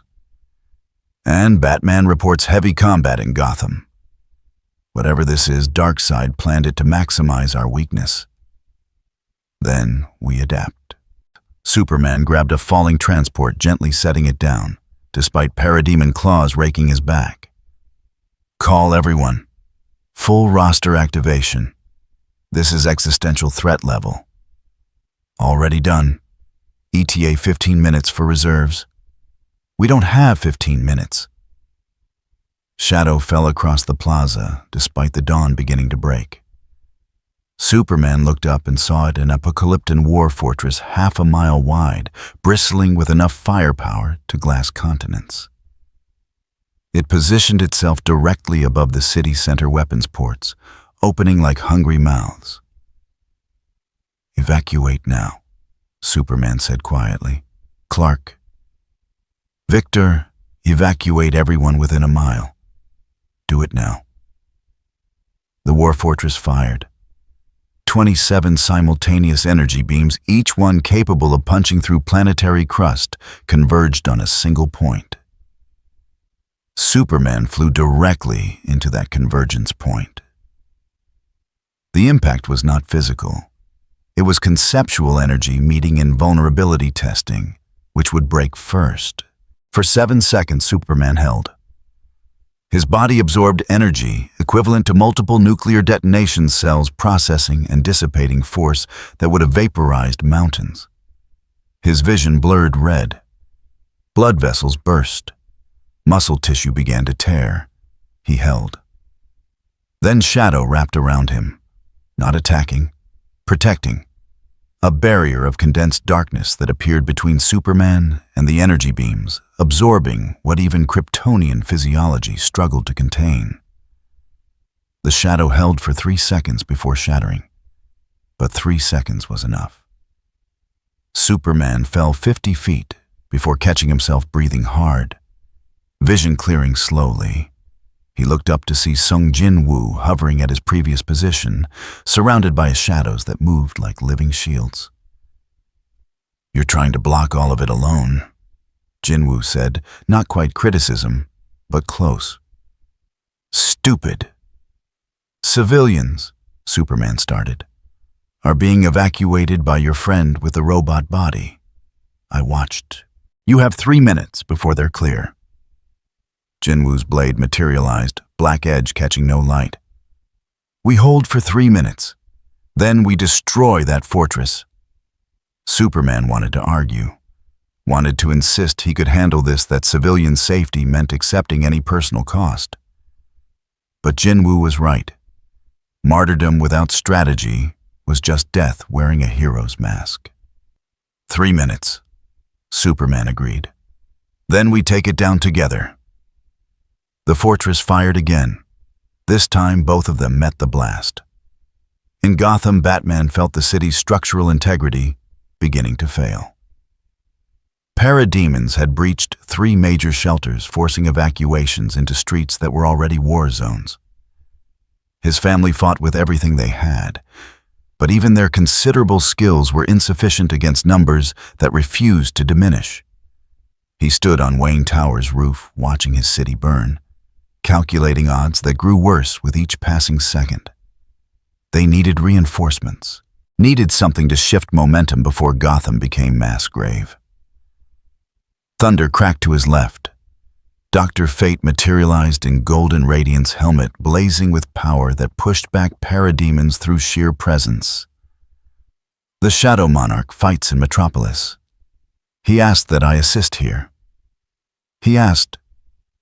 Batman's surprise showed despite his control. Indeed. He understands strategic asset deployment better than his demeanor suggests. Fate raised both hands, Ankh symbols spinning into existence. I will handle the aerial forces. You focus on ground coordination. Magic erupted across Gotham's sky. Golden chains manifested from nothing, binding parademons by the hundreds. Shields expanded to protect entire city blocks.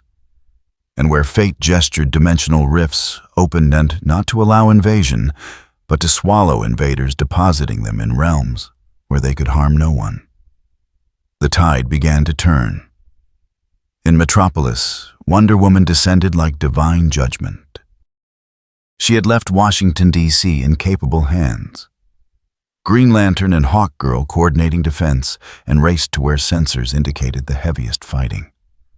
She arrived to find Superman and Jinwoo holding position against a war fortress that should have destroyed them both. "Diana," Superman called out between energy blasts. "We need a way inside that thing." Wonder Woman analyzed the fortress with warrior's eye. Armor too thick for conventional assault. Energy shields preventing teleportation. But every defense had weakness, usually at joints at power transfer points, at places where practicality demanded vulnerability. There. She pointed at a seam near the fortress's underbelly. Thruster port. Shield coverage is weakest because the exhaust heat interferes with barrier generation. "Can you reach it?" Jinwoo asked. "If you can get me close enough." Jinwoo's shadow exploded outward, forming a platform that solidified under Wonder Woman's feet. It launched her toward the fortress, at speeds that matched Superman's flight. She landed against the hull, lasso glowing as it found purchase in microscopic gaps. Her sword, forged by Hephaestus himself, struck the thruster port with enough force to crack apocalyptic steel. The fortress shuddered. Alarms blared across frequencies, both audible and not. And from within, something responded to the breach. Warriors emerged, not parademons, but apocalyptic elite guard. Each one had been a new god once before Darkseid's corruption transformed worship into weaponry. They moved with precision that suggested tactical awareness far beyond drone programming. Wonder Woman met them with Amazonian fury. Her blade sang as it carved through armor designed to resist Superman's strikes. Her lasso bound two guards, simultaneously yanking them off the hull into freefall. Her bracelets deflected energy weapons that could have punched through battle tanks. But there were 12 of them, and only one of her. Superman rocketed toward the fortress. "Diana, hold on." A shadow beat him there. Bellion exploded from darkness itself, 8 feet of muscle and wings, and a blade that looked like living nightmare. He engaged 4 elite guards, simultaneously, movements fluid despite his size. His weapon shifted between sword and whip, cutting and binding with equal mastery. Egress followed through the same shadow portal, Knight's Honor facing corrupted divinity. His blade met elite guard weapons with precision that spoke of eons spent perfecting the art of killing things that refused to die.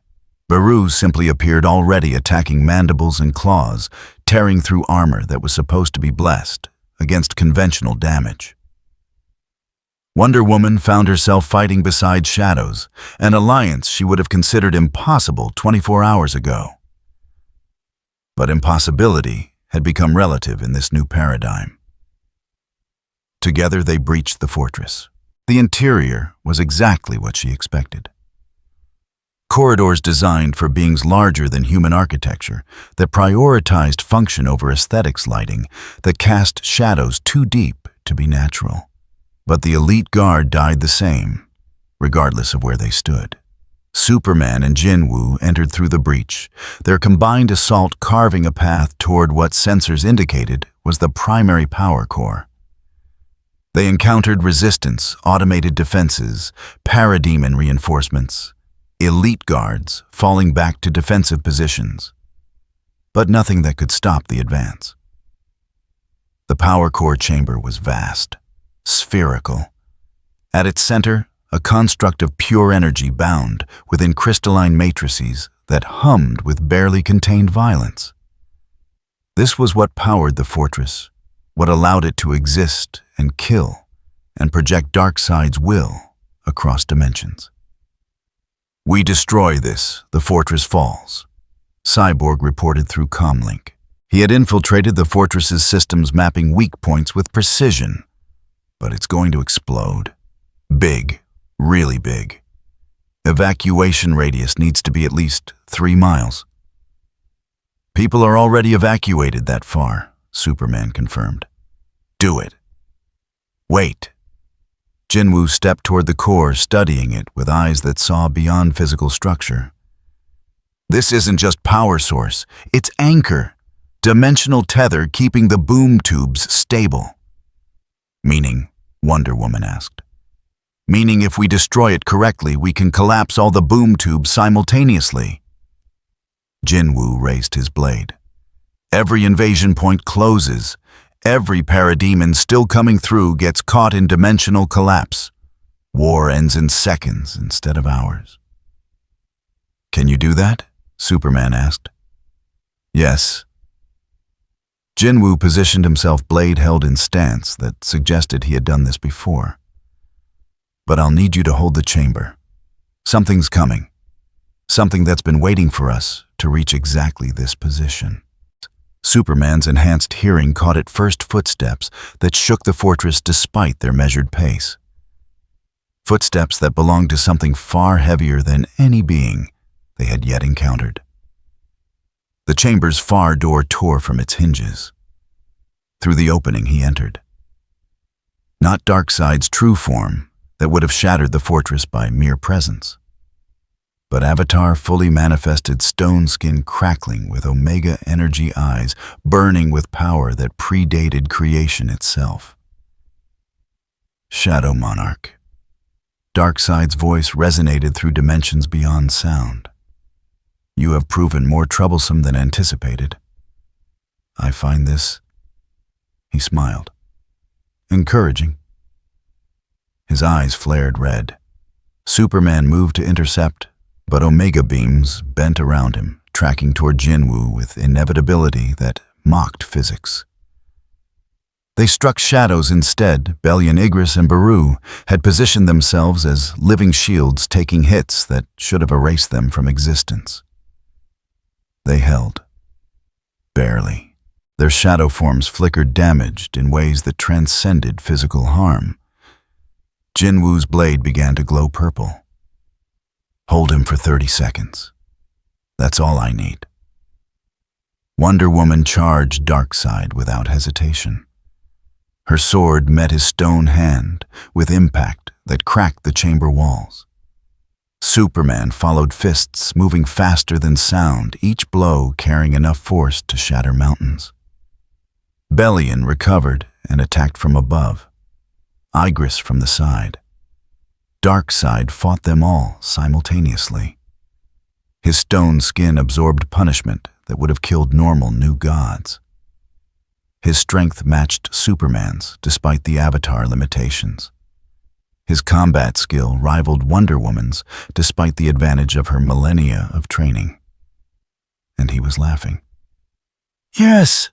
he roared, blocking Superman's punch while catching Wonder Woman's sword between 2 fingers. "This is worthy entertainment.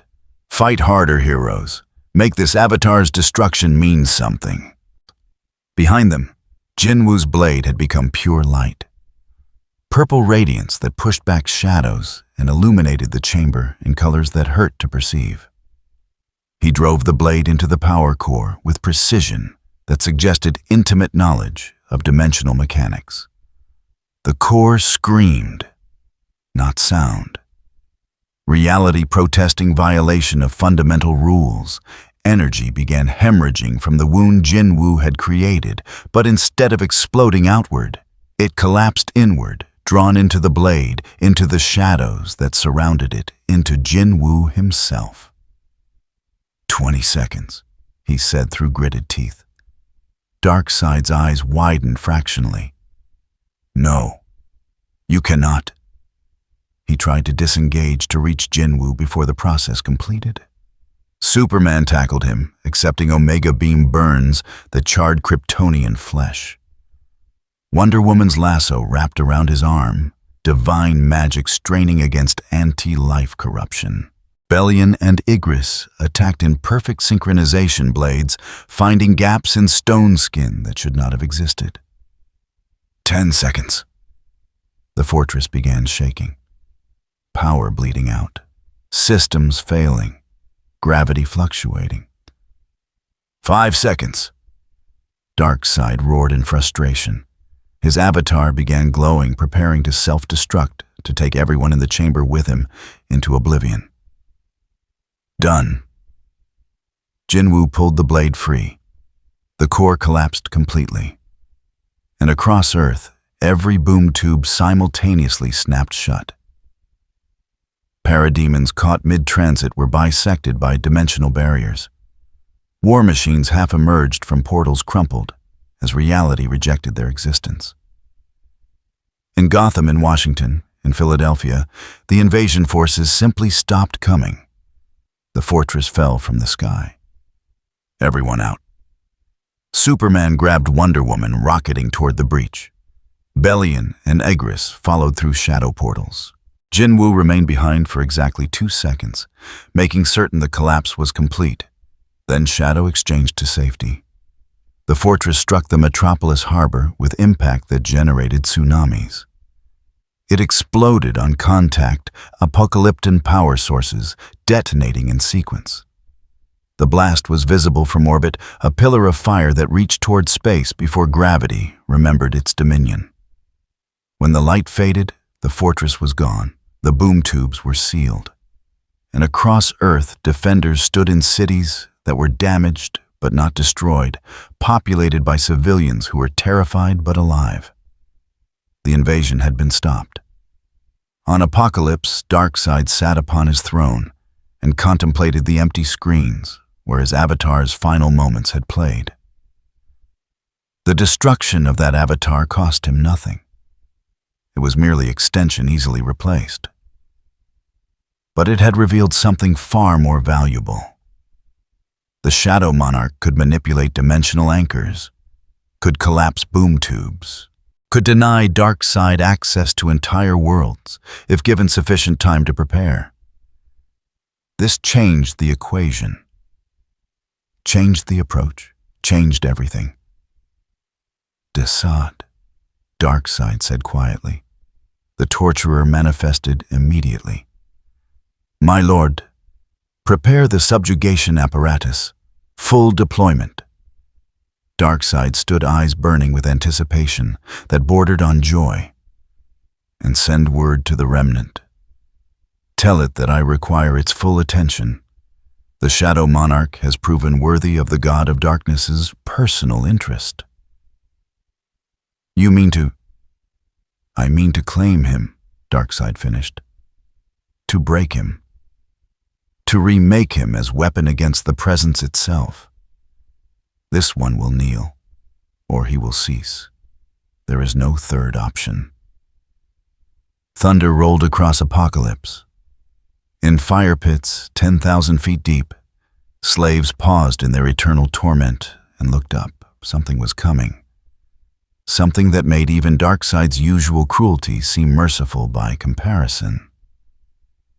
The war had escalated, and neither side fully understood what they had initiated. The Watchtower's medical bay hummed with technology that existed at the intersection of human ingenuity and alien science.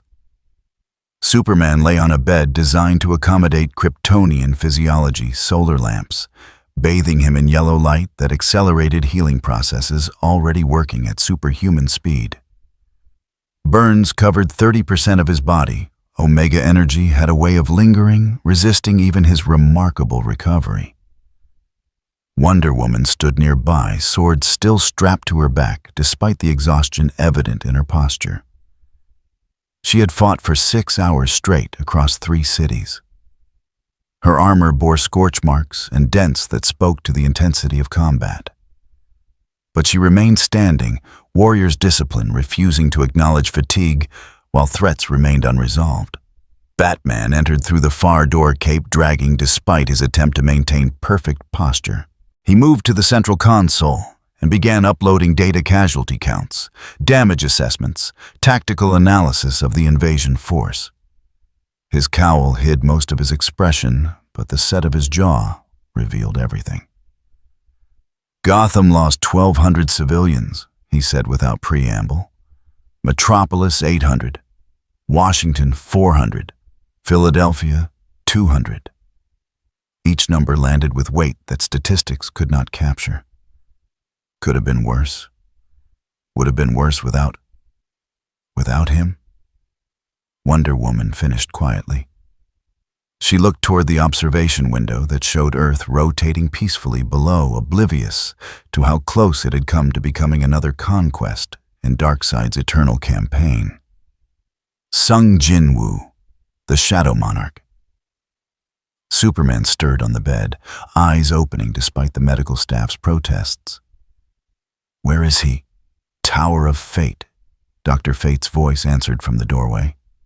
He materialized from golden light, helmet's gaze inscrutable as always, attempting to locate dimensional weak points that might allow passage home. He has been searching for 7 hours without success. "Is he—" Superman paused, searching for the right word. "Is he stable?" "Define stable." Fate moved into the room, robes flowing without touching floor. "Physically, yes. He sustained minimal damage during the battle. His shadows absorbed punishment that would have killed conventional metahumans. But mentally, emotionally," the helmet tilted slightly. "He is a man 10,000 miles from home, separated from family he has fought decades to protect, trapped in a universe that grows more hostile with each passing hour. How stable would you be?" Batman's fingers stopped moving across the console. "You think he'll become a threat?" "I think he is already a threat. Just not to us. Not yet." Fate turned toward the observation window. "But desperation makes monsters of even the most disciplined minds. And Jinwoo is very desperate." "Then we help him find a way home," Superman said, sitting up despite protests from medical drones. "We owe him that much." "We owe him considerably more," Wonder Woman agreed. "Without his intervention, the casualties would have numbered in hundreds of thousands. He fought beside us without hesitation, despite having every reason to simply leave Earth to its fate." "Agreed." Batman's voice carried the weight of someone who had made difficult calculations and reached reluctant conclusions. "But we also need to acknowledge what Dr. Fate is saying. A being of Jinwoo's power growing increasingly desperate with authority over death itself." He let the implications hang in the air. "Best case scenario, we find him a gate home before that desperation becomes dangerous. Worst case..." The watchtower shuddered. Not earthquake, not explosion. A tremor in the station's fundamental structure, as if something massive had just pressed against reality from outside and found it wanting. Alarms blazed across every system simultaneously. The observation window's view distorted space itself, rippling like water struck by stones. "What is that?" Superman demanded, moving to the window despite his injuries. Fate's helmet blazed with sudden light. No, he wouldn't. Not this quickly. Not with this much. The space above Earth tore open. Not a boom tube. Something worse. A wound in existence itself edges bleeding darkness that consumed starlight and hope in equal measure. Through that wound, something looked down upon the planet below. Darkseid's true form remnant. Not the avatar they had fought in the fortress, not the physical manifestation limited by dimensional constraints. This was the thing that existed in the spaces between creation, the fragment of godhood that had survived even after the source wall's shattering had diminished him. It manifested as presence rather than body. A consciousness so vast that perceiving it threatened sanity, a will so absolute that reality bent rather than resist. And it was angry. The watchtower's system screamed as they tried to process what sensors detected. Mass incalculable, energy output beyond measurement, threat level, error, undefined scale. Batman stared at the readings and felt something he rarely acknowledged: genuine primal fear. That's not possible. The true form can't manifest in this dimension without destroying it. It's not fully manifesting, Fate corrected, voice tight with strain. Just pressing against the barrier, letting us feel its attention. This is warning, demonstration of power, and promise of what comes next. The remnant's presence pressed down on Earth like a hand testing the strength of paper. Atmospheric pressure spiked globally. Tectonic plates groaned. Every human being on the planet felt it simultaneously. A weight against their souls, a pressure that suggested existence itself was optional and could be revoked with sufficient displeasure. Then it spoke. Not words. Concept. Meaning that bypassed language and inserted itself directly into consciousness. Every mind on Earth heard it simultaneously, translated into whatever framework could accommodate the message: Shadow Monarch, I come for you. Kneel or cease. In the Tower of Fate, Jinwoo stood before a dimensional map that showed the barriers between universes as gossamer threads holding back infinite chaos. He had been studying those threads for hours, searching for weak points, for any gap that might allow passage back to Earth 616. Nothing. The barriers here were too strong, too stable. This universe had been reinforced against dimensional intrusion through mechanisms he couldn't identify. Getting home would require power he didn't possess, or knowledge he hadn't acquired. He was trapped. The realization had been settling over him gradually, like frost accumulating on glass. Each hour that passed made it more real, more inescapable. His family was waiting. His mother, his sister, his shadows, all of them wondering if he would return or if the hunt had finally claimed him. And he had no answer to give them.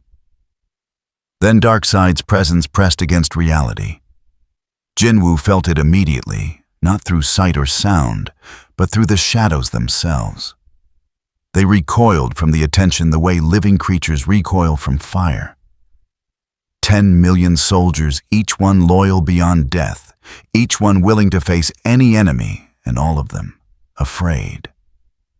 Because they recognized what looked down from above. Recognized it from their time fighting under Ashbourne, from battles waged when the universe was younger, and gods walked without shame.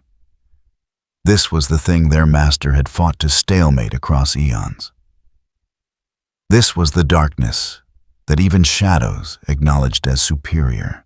Jinwoo walked to the tower's highest window and looked up. Through dimensional barriers and atmospheric interference, he saw it not with eyes, but with the authority that ran through his veins like black blood. Saw the remnant's true nature, the fragment of anti-life given consciousness and purpose. It was offering him a choice. Kneel and serve, become weapon, in Darkseid's arsenal gain power that might eventually allow escape. Or resist and be destroyed along with any chance of ever seeing his family again. The logical choice was obvious. Survival over pride. Temporary service over permanent death. He had made such compromises before, had bent when bending served his purposes, had pretended weakness to gain advantage. But something in him refused. Perhaps it was the 27 years of war that had taught him what submission cost. Perhaps it was the memory of his sister's smile, his mother's tears, the shadows who had followed him through hell, because he had earned their loyalty rather than demanded it. Perhaps it was simply that he had climbed too far from the E-rank hunter who once accepted scraps and insults to ever kneel again. Jinwoo raised his hand. Shadows gathered around him like storm clouds, 10 million soldiers manifesting in layers that wrapped the tower in darkness, visible from orbit. He spoke in the language only his army understood, words that carried meaning beyond their phonemes. "We do not kneel." Then he snapped his fingers. Shadow exchange carried him not away from the threat, but toward it. He manifested 22,000 miles above Earth in the void where the watchtower orbited, standing on nothing because shadows provided the only foundation he needed. The remnant's attention focused on him with the weight of collapsing stars. Jinwoo met that attention without flinching. "You want me? Come and take me yourself. Don't hide behind barriers and send threats like a coward." The remnant's laughter was the sound of universes ending. It speaks of courage. How refreshing. Most simply scream. "I've killed things that made me want to scream," Jinwoo replied, blade materializing in his hand. "You're just louder than most." Such arrogance.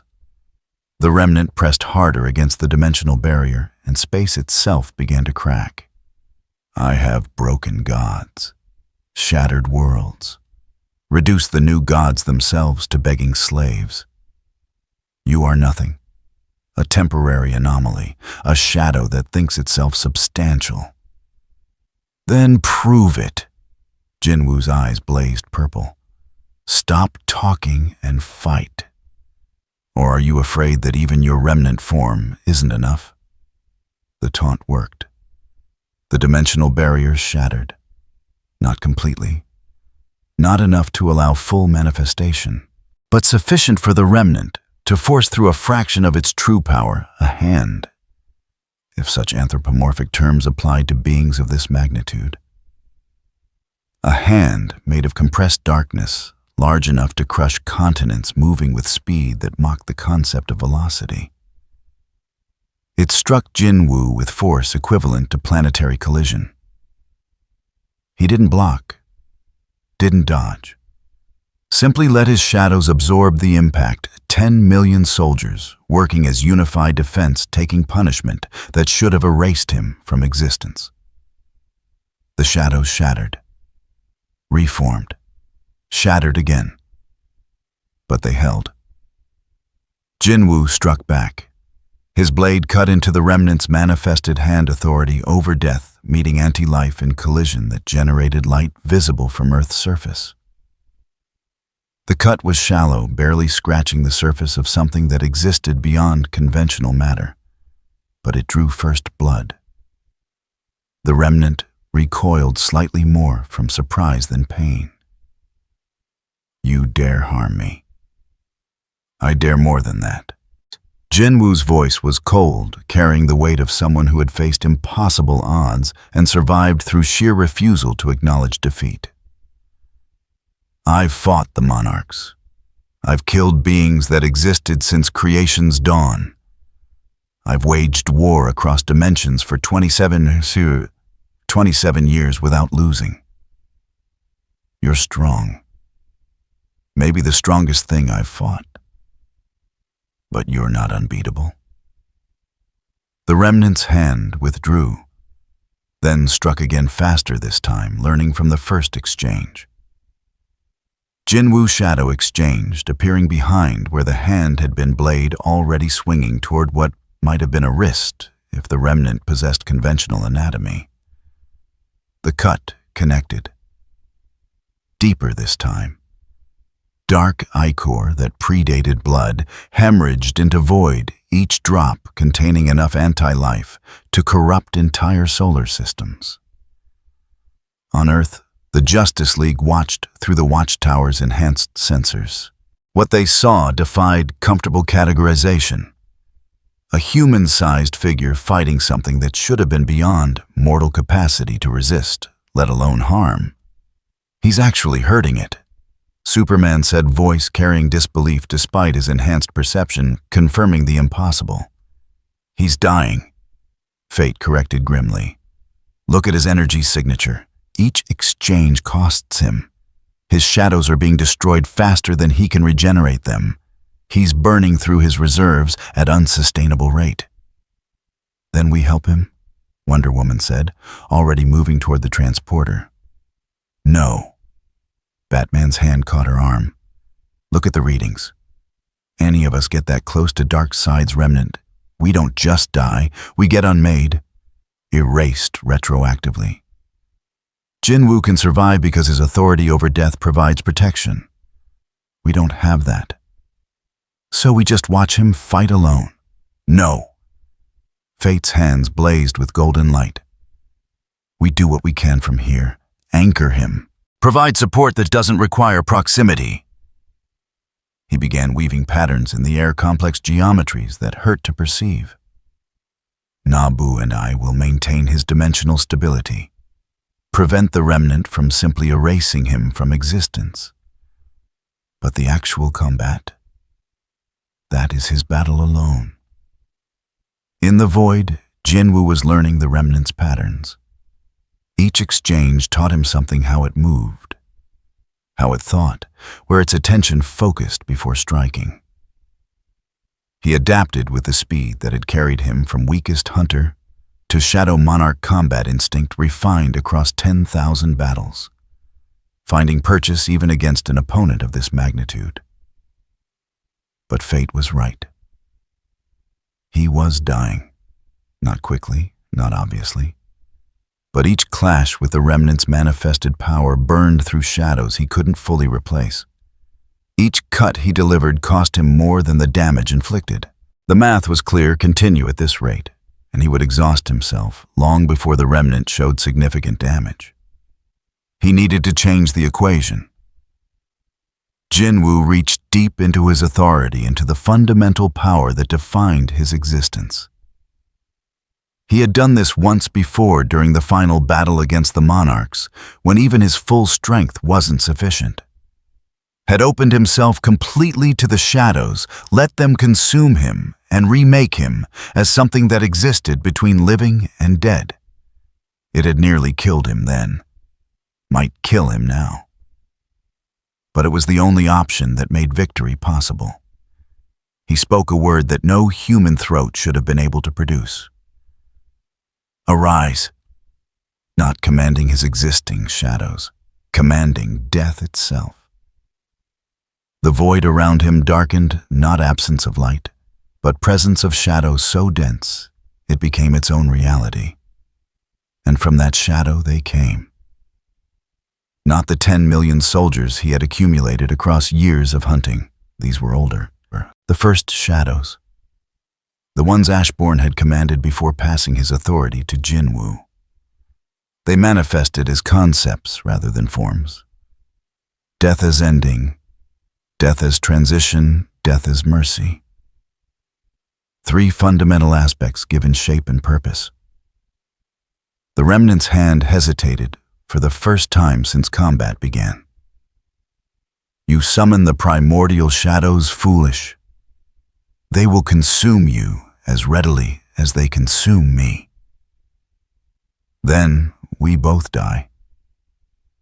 Jinwoo replied, already feeling the primordial shadows pulling at his essence, demanding payment for their manifestation. But you die first. The three aspects moved. They didn't attack in conventional sense. They simply existed near the remnant's manifested presence, and existence itself began to fail. Death as ending touched the remnant's hand, and the portion touched ceased, not destroyed, not dispersed, simply stopped being. Death as transition wrapped around the dimensional barrier the remnant had broken through, accelerating its collapse, forcing the remnant to choose between maintaining manifestation or withdrawing before the barrier sealed completely. Death as mercy offered the remnant something it had not felt in eons, the option to stop to rest, to accept that conquest was optional rather than inevitable. The remnant roared. The sound tore through dimensions, shattered asteroids in the belt between Mars and Jupiter, caused every human on Earth to clutch their heads in pain that transcended physical damage. But it withdrew, not in defeat, not in surrender, in tactical reassessment. The manifested hand pulled back through the dimensional barrier, and the wound in space began healing. But before it sealed completely, the remnant delivered its final message. You have earned respite, Shadow Monarch. But not victory. I will return with full manifestation. And when I do, your shadows will kneel or be extinguished. There is no third option. The barrier sealed. The presence withdrew, and Jinwoo floated alone in void, watching the primordial shadows dissolve back into the fundamental forces they represented. The cost came due. He felt his authority fragmenting, pieces of his power bleeding away, as payment for summoning forces that existed beyond even the Shadow Monarch's typical dominion. His shadow army flickered 10 million soldiers crying out silently as their connection to their master wavered. He was losing them. Not permanently, not yet, but the primordial shadows had taken their price in future potential and growth that would never occur in power. He would never reclaim. He had won this battle by sacrificing tomorrow's strength. Golden light wrapped around him, Dr. Fate's magic stabilizing what the primordial shadows had damaged, anchoring his authority before it could dissipate completely. The Watchtower's transporter activated, pulling him from Void to Medical Bay, where Superman and Wonder Woman waited. Jinwoo materialized on the floor blade, clattering beside him, body finally acknowledging exhaustion it had been ignoring through pure willpower. He looked up at the heroes surrounding him and managed a smile that held no humor. "Tell me you found a gate home," he said quietly. "Not yet," Superman admitted, kneeling beside him. "But we will. I promise." Jinwoo's eyes closed. "You shouldn't make promises you can't keep." Then consciousness left him, and for the first time since becoming Shadow Monarch, he fell into sleep that felt disturbingly like the weakness he had spent decades escaping. On Apocalypse, Darkseid sat upon his throne and contemplated the encounter with satisfaction that bordered on joy. The Shadow Monarch had proven even more capable than projections suggested, had actually harmed the remnant, had forced tactical withdrawal. Perfect, because true conquest required breaking something worth possessing. And Sung Jinwoo was definitely worth possessing. "Begin full manifestation protocols," Darkseid commanded. "Tear open every dimensional barrier between here and Earth. Drag my true form through regardless of cost. The Shadow Monarch wants a real fight." His smile could have frozen stars.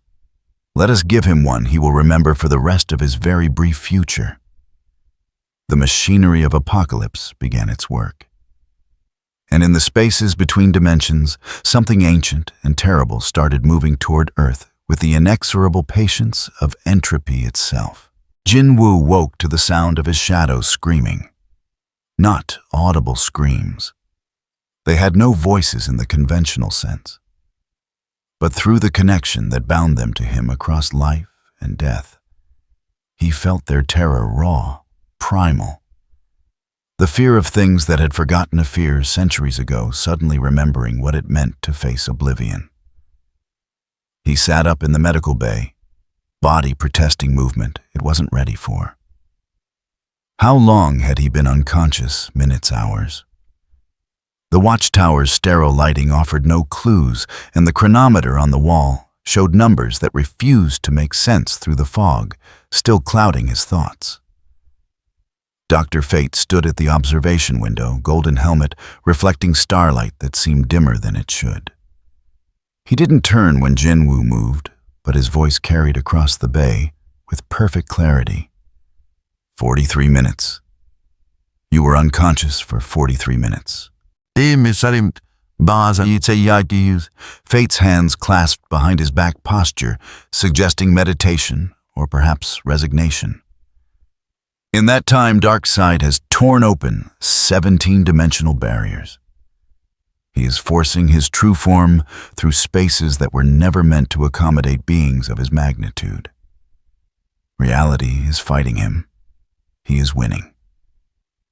Jinwoo stood ignoring the medical equipment that protested his movement with various alarms. His legs felt wrong, not weak exactly, but diminished. The cost of summoning the primordial shadows was becoming clearer. He had traded future strength for present survival, and the bill was still being calculated. How long until he arrives? Jinwoo asked, moving to the window.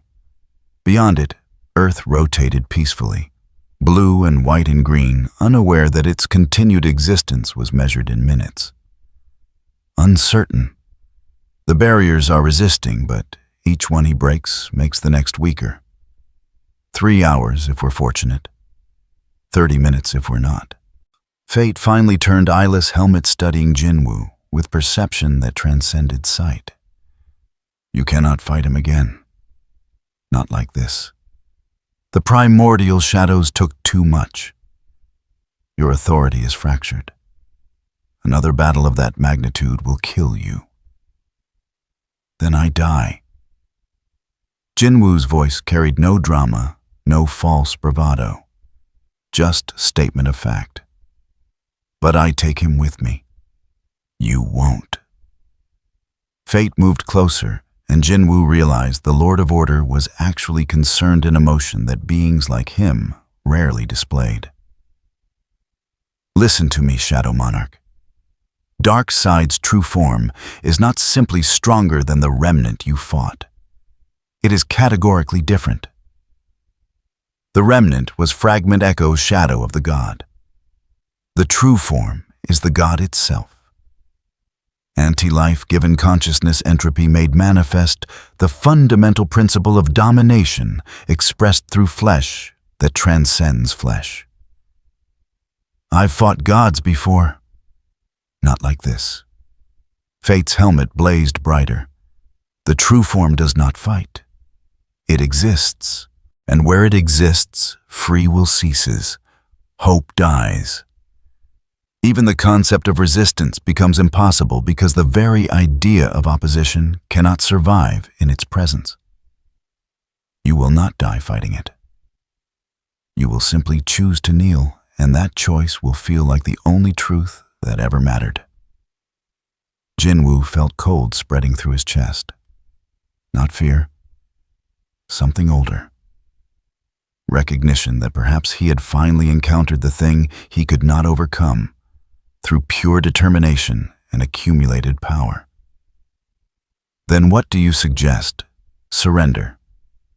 Let him claim Earth without resistance. I suggest we do what we should have done from the beginning. Fate gestured and golden light coalesced into images. Dimensional maps, cosmic charts, calculations that would have driven mortal mathematicians to madness. Find you a gate home. Not because you're running.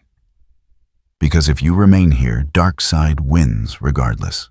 He will break you, claim your authority, and use it to conquer dimensions beyond counting, or we send you home and he loses his primary objective. He'll still attack Earth. Perhaps. Perhaps not. Without you as prize, the strategic value of conquering this world diminishes significantly. We have held him at bay for centuries. We can continue doing so. Fate's hands moved through the images, highlighting patterns that Jinwoo's exhausted mind struggled to process. But this requires you to accept that sometimes victory means leaving the battlefield. Jinwoo stared at the dimensional maps, at the barriers between universes, shown as gossamer threads barely holding back chaos. He had spent 43 minutes unconscious while Earth prepared for apocalypse. Had spent 7 hours before that searching for gates that didn't exist. Had spent every moment since arriving in this universe trying to find a way home. And now fate was telling him the solution required abandoning Earth to its fate. "Show me the gate," he said quietly. Fate's relief was palpable despite the helmet's inscrutability. "It isn't a gate. Not yet. But there's a weak point, a place where your universe and this one pressed close together briefly when you arrived. The wound has healed, but the scar remains. With sufficient power, with precise application of dimensional manipulation, it could be reopened." "What kind of power?" "More than I possess alone. More than you possess in your current state." Fate's hand stilled, but combined, amplified through the watchtower's cosmic arrays, focused through your authority over death and my mastery of order. He paused. "It might be sufficient. 73% probability of success. And the other 27%?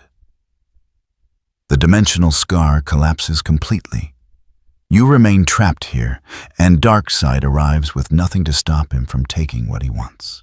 The Jinwoo processed the mathematics with the cold efficiency of someone who had calculated survival odds too many times to count. 73% was better than he'd had facing some monarchs. Worse than he preferred, but better than 0. "Where's the scar located?" "Gotham. The docks where you first arrived." Fate's voice carried weight that suggested he understood what he was asking. "The same place where you killed the monarch. Your authority is imprinted there. The dimensional fabric remembers you." Of course it was Gotham. Of course it was the place where this had started. There was a symmetry to it that felt less like coincidence and more like narrative inevitability, the kind of pattern that emerged when cosmic forces decided to pay attention. "How long to prepare?" 20 minutes to transport you to Gotham. 10 minutes to calibrate the watchtower's arrays. 5 minutes for the actual procedure. Fate's voice hardened. "Which means we need to start immediately because I'm detecting..." The watchtower shook. Different from before. Not external impact. Internal collapse. As if the station's fundamental structure had suddenly remembered it was held together by principles that could be revoked. "He's here," Fate said unnecessarily. The observation window exploded inward. Not shattered. Unmade. Glass and steel and composite materials designed to withstand planetary re-entry simply ceased being replaced by void that poured into the medical bay like liquid darkness. And through that void, presence manifested. Darkseid's true form. It wasn't large, wasn't imposing in conventional sense. The manifestation stood perhaps 8 feet tall, stone skin crackling with omega energy, eyes burning with power that had witnessed creation's dawn. But size was irrelevant. What mattered was the weight, the crushing absolute certainty of dominion that radiated from the true form like heat from the sun. Jinwoo felt his shadows recoil, felt 10 million soldiers simultaneously understand that they faced something beyond their capacity to resist. Even Belian Igris and Baru, his strongest, his most loyal, wavered in the face of this presence. And Jinwoo felt it too. The pull. The suggestion that perhaps kneeling was correct, that resistance was childish delusion, that Darkseid's dominion was not tyranny, but natural law expressing itself through divine will. He gritted his teeth and raised his blade. No. The word came out smaller than he intended, weaker, but it came out. Darkseid smiled. Admirable. Most do not even attempt speech in my presence. They simply kneel and worship and discover that worship feels like freedom. He stepped fully into the medical bay, and where his feet touched floor metal corroded into rust. But you are not most beings, are you, Shadow Monarch? You have authority. You have will. You have crossed dimensions, pursuing purpose that transcends self-preservation. I'm leaving. Jinwoo managed each word, requiring effort that should not have been necessary. This universe isn't my fight. Leaving implies permission. You have none. Darkseid's eyes flared. You are mine now. Your authority will serve my conquest. Your shadows will become weapons in my arsenal. And you will thank me for the privilege of submission, because I will make submission feel like apotheosis. He reached out with one massive hand. Fate stepped between them. No. The word carried power that made reality sit up and pay attention. Golden light erupted from the helmet, from the amulet, from every symbol woven into Fate's robes. The watchtower's remaining windows shattered from the pressure medical equipment sparked and died, and the very concept of order imposed itself on the space between Darkseid and Jinwoo. You forget yourself, Nabu, Darkseid said with amusement that suggested genuine entertainment. I have broken Lords of Order before. You are not special. Perhaps not. Fate's hands move through patterns that hurt to perceive. But I do not need to defeat you, only delay you. Golden chains manifested from nothing, wrapping around Darkseid with bindings forged from fundamental laws of magic and reality. They would not hold, could not hold something of Darkseid's magnitude. But they bought seconds. Go, Fate commanded without turning. The arrays are already calibrated. Get to Gotham. Open the gate. Do it now. Jinwoo hesitated.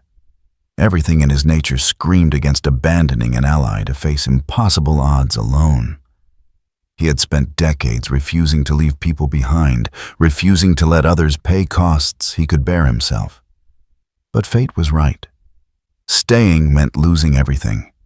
His authority claimed by Darkseid. His shadows corrupted. His family's weight extending into eternity because he chose pride over pragmatism. He shadow exchanged. One moment standing in the watchtower's medical bay, the next materializing in Gotham's docks where rain fell and rust accumulated and the city's eternal decay continued its patient work. The dimensional scar was obvious now that he knew to look for it. Not visible to normal perception, but to his authority it appeared as a wound in space healed, but tender, capable of reopening with correct pressure. Jinwoo raised his blade and reached deep into the authority that defined him. Not the power he had built up across years of growth, not the strength accumulated through countless battles. The fundamental core, the aspect of death itself that Ashbourne had passed to him that made him Shadow Monarch rather than merely powerful hunter. He touched the scar and pushed. Reality resisted. The universe did not want to open, had healed this wound specifically to prevent transit between dimensions. But Jinwoo was not requesting permission. He was imposing will using authority that transcended local laws. The scar began to open. Above Earth in the watchtower, Dr. Fate fought with everything Nabu had accumulated across millennia of existence. Every spell, every binding, every principle of order that could be weaponized against chaos and dominion. It wasn't enough. Darkseid broke through the golden chains like cobwebs. His hand closed around Fate's throat, lifting the Lord of Order off the floor with casual strength that mocked the concept of struggle. Admirable effort, Darkseid said. Futile, but admirable. Now tell me, where did you send him? Fate said nothing. Could say nothing with stone fingers crushing his throat. But his helmet blazed one final time, sending a pulse of pure information directly into Darkseid's mind. Gotham. The docks. Opening a gate home. Darkseid released fate, letting him crumple to the floor. Thank you for the direction. He turned toward Earth and opened a boom tube. In Gotham, Jinwoo felt the dimensional scar finally yielding. Felt his universe on the other side, Earth 616, waiting just beyond this barrier of wounded space. A few more seconds and the gate would be wide enough for him to pass through. A few more seconds and he would be home. Then Darkseid manifested behind him. The true form appeared without warning, without transition. Simply wasn't present, and then was stone skin dripping rain that evaporated before touching pavement. Omega eyes burned through the darkness, illuminating the docks in light that killed shadows and murdered hope. Impressive, Darkseid said conversationally. You've actually reopened the dimensional wound. With more time, you might have escaped. But time, his smile widened, is something I no longer grant. He raised his hand. Jinwoo spun blade, swinging an arc that should have connected, should have bought precious seconds. But Darkseid caught the blade between two fingers. Stone met shadow-forged steel, and neither yielded, locked in stalemate that physics refused to arbitrate. Last chance, Darkseid said. Kneel. Accept my dominion. I will grant you mercy, transform you into general rather than slave. You will lead my conquests across dimensions, reunited with your family as reward for loyal service. All I ask is submission. Jinwoo looked into those burning eyes and saw truth there. Darkseid wasn't lying. Would genuinely make him general. Would genuinely reunite him with his family. Would genuinely treat him with respect afforded to valued servants. All it required was kneeling, accepting dominion, surrendering the thing he had fought decades to protect, his free will, his right to refuse, his fundamental humanity that had survived even transformation into Shadow Monarch. The gate behind him was 3 feet wide enough to pass through. But Darkseid stood between him, an escape hand wrapped around the blade that was supposed to cut gods. Bellion, Jinwoo said quietly. Igris, Beru, come forth. His 3 strongest manifested 8 feet of muscle and Blade Knight's honor turned to shadow insectoid fury given purpose.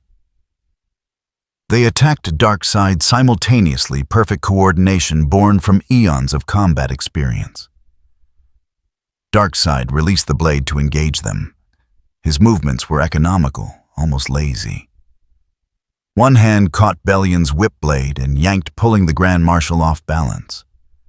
A casual backhand struck Igris hard enough to crack shadow flesh, despite its durability. Beru's mandibles closed on stone skin and shattered against hardness that exceeded diamond. But they bought 2 seconds. 2 seconds of distraction. Jinwoo dove through the gate. He felt dimensional barriers closing around him. Felt his universe pulling him home with gravity that transcended physics.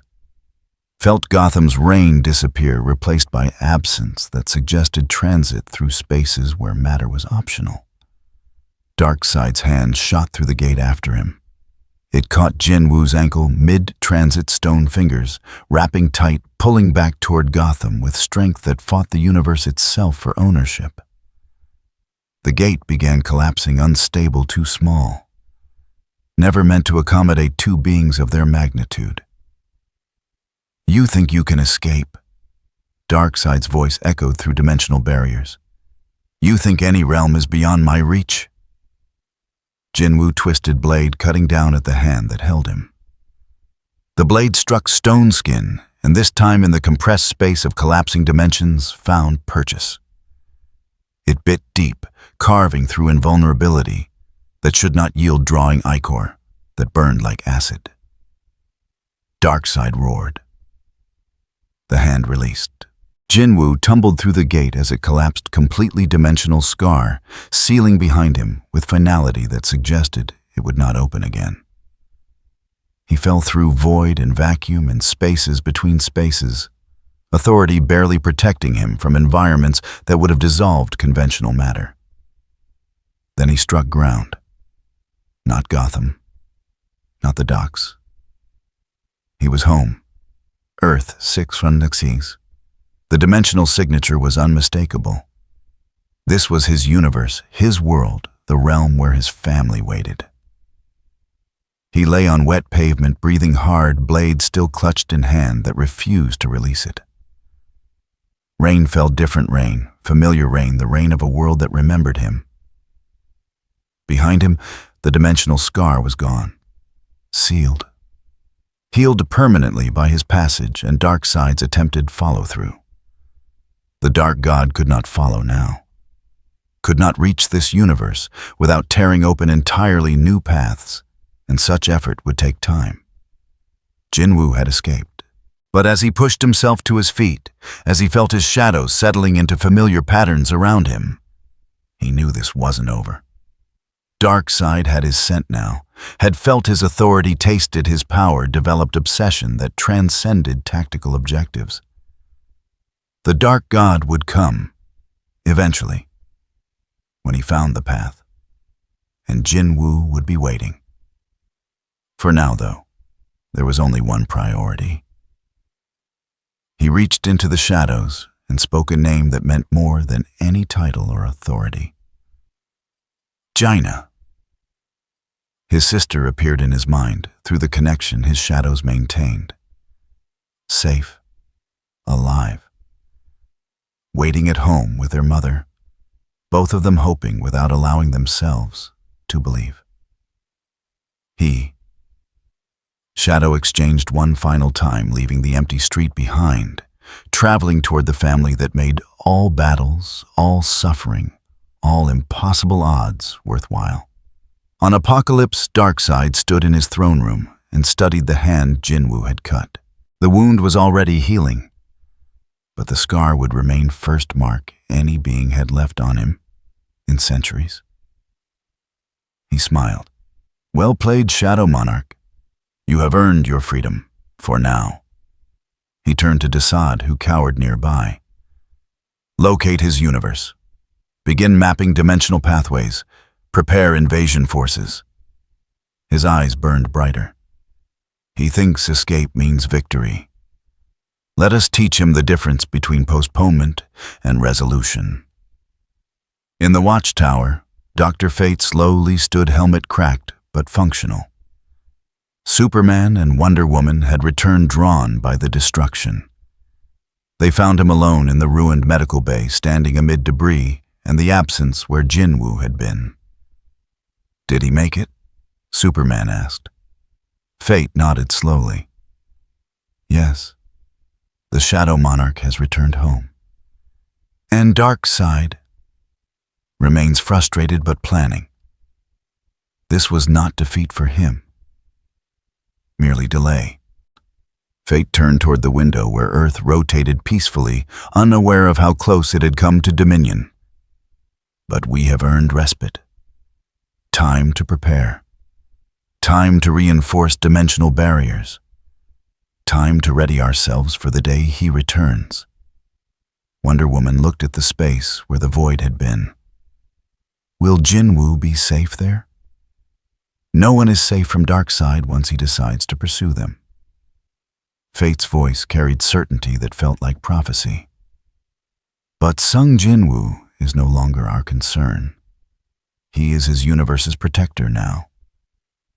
Whatever comes, he will face it with the strength he has built and the family he has protected. A pause, then quieter. I hope it is enough. The heroes stood in silence, honoring the warrior who had fought beside them for less than 3 days, but left an impact that would resonate across years. The Shadow Monarch was gone. Earth endured.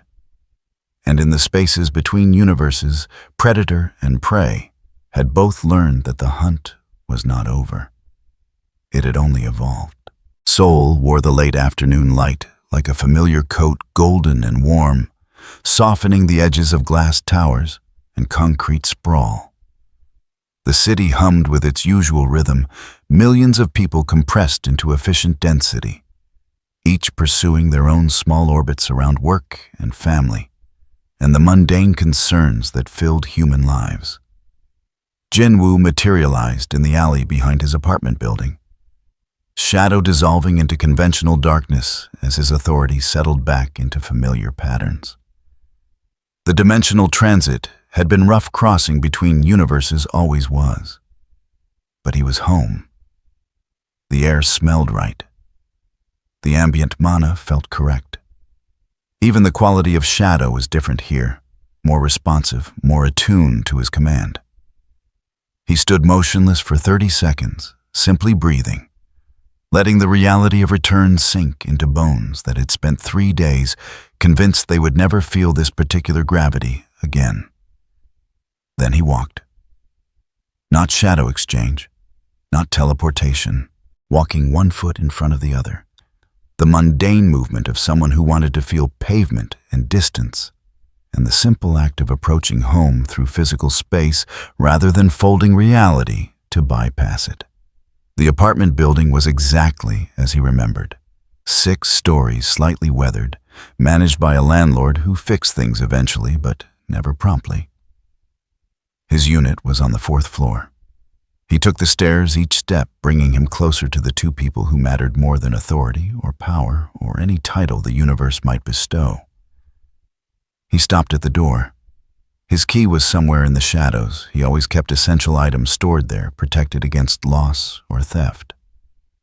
But his hand hesitated on the knob, uncertainty arriving with weight he hadn't anticipated.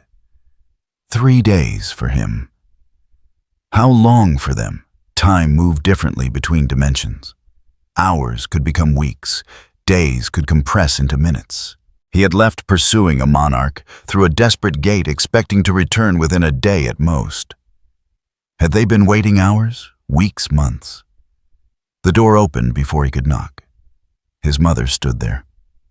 Older than when he'd left, not dramatically, but visibly. Worry lines had etched themselves deeper around her eyes. Gray had claimed more territory and hair that used to be black.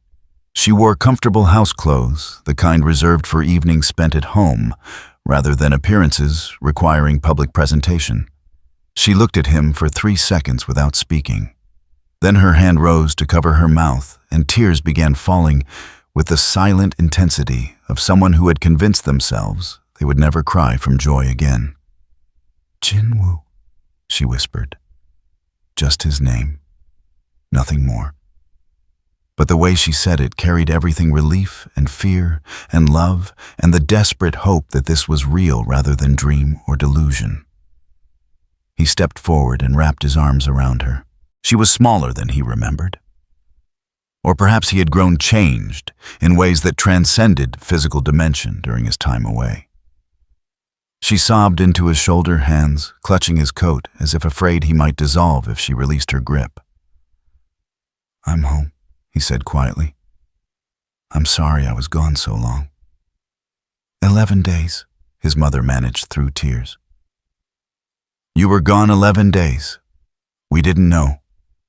You just vanished mid-hunt, no word, no contact. Jaina tried reaching you through the shadows, but they couldn't find you. We thought..." She couldn't finish the sentence. 11 days. 3 for him in DC's universe, 11 here. Time dilation running at roughly 3.671 ratio. His family had spent almost 2 weeks wondering if he was dead. If the hunt had finally claimed him after decades of improbable survival. "I'm here now," he said, holding her tighter. "I'm not going anywhere." Footsteps thundered down the hallway inside the apartment. Then Jaina appeared, his sister, 23 years old, but looking younger in her casual clothes and with her hair loose around her shoulders. She stopped in the doorway, eyes going wide. "Appa." Her voice cracked on the word. "You're really..." He released their mother and opened one arm. Jaina crashed into him with force that would have staggered normal humans.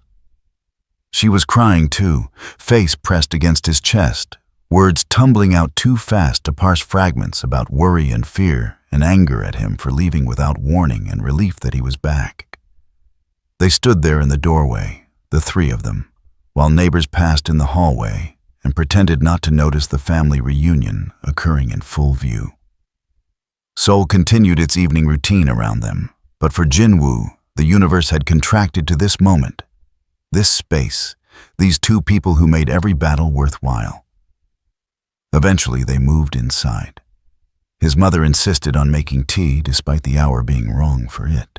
Jaina sat on the couch beside him, refusing to let go of his arm, as if physical contact was the only confirmation she trusted.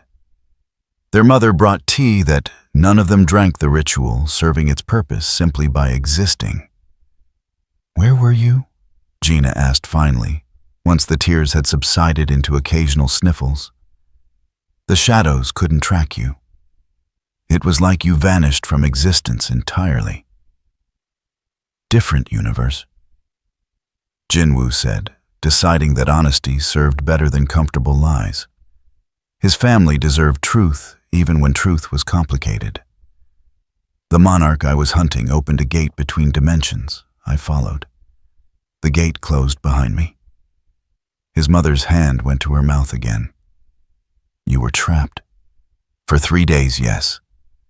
In a universe called Earth Zero, where different heroes protect different cities.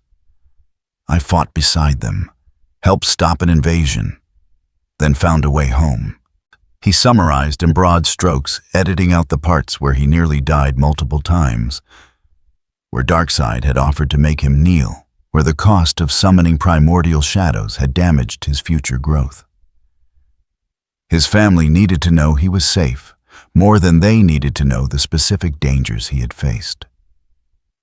Jaina listened with the intensity of someone cataloging every detail for future analysis. She had grown sharp during his years of hunting, had learned to read between his words and identify the truths he omitted. When he finished, she studied him with eyes that missed nothing. "You're hurt," she said flatly. "Not physically, but something's wrong. I can feel it through the shadow connection." Jinwoo almost smiled.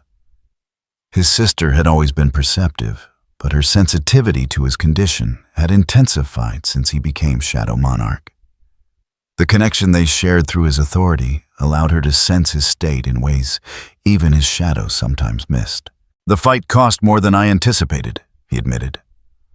"I summoned forces beyond my normal command, paid for them with future potential. I'm weaker than I was before I left." "How much weaker?" His mother's voice carried concern that transcended worry about combat effectiveness. She had watched her son climb from E rank to godhood, had seen him sacrifice and suffer, and nearly die too many times to count. The thought of him being diminished after surviving so long clearly cut deep. "Hard to quantify. Perhaps 10% of my maximum capacity. Perhaps more. The damage was to fundamental aspects of my authority rather than accumulated power. It will take time to assess fully." "But you're alive," Jaina said fiercely.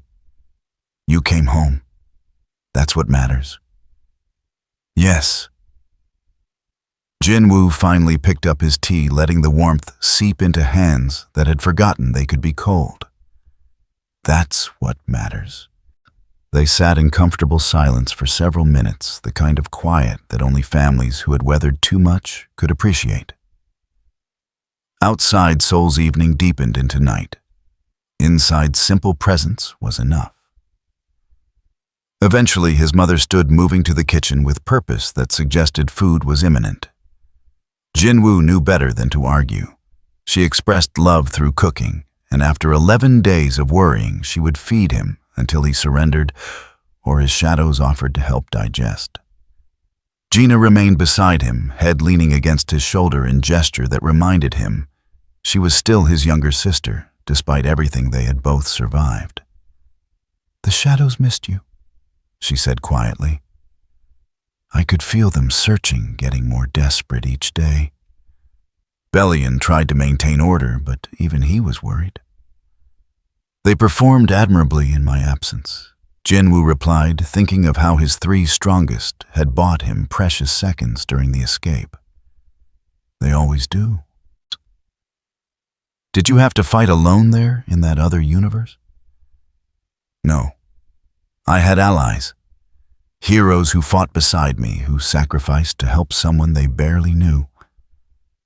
One in particular, a Lord of Order called Dr. Fate, bought me time to escape, when he could have abandoned me to save himself. Gina processed this, her analytical mind already categorizing implications. You made friends. I made temporary allies, Jinwoo corrected gently. There's a difference. Is there? She looked up at him, expression carrying wisdom beyond her years. Appa, you've spent so long fighting alone that you've forgotten what it's like to have people choose to stand beside you. Not because they're shadows bound to your authority, but because they decided you were worth protecting. The observation landed with more accuracy than Jinwoo wanted to acknowledge. He had built his strength on independence, on refusing to rely on others after the double dungeon had taught him that reliance led to betrayal.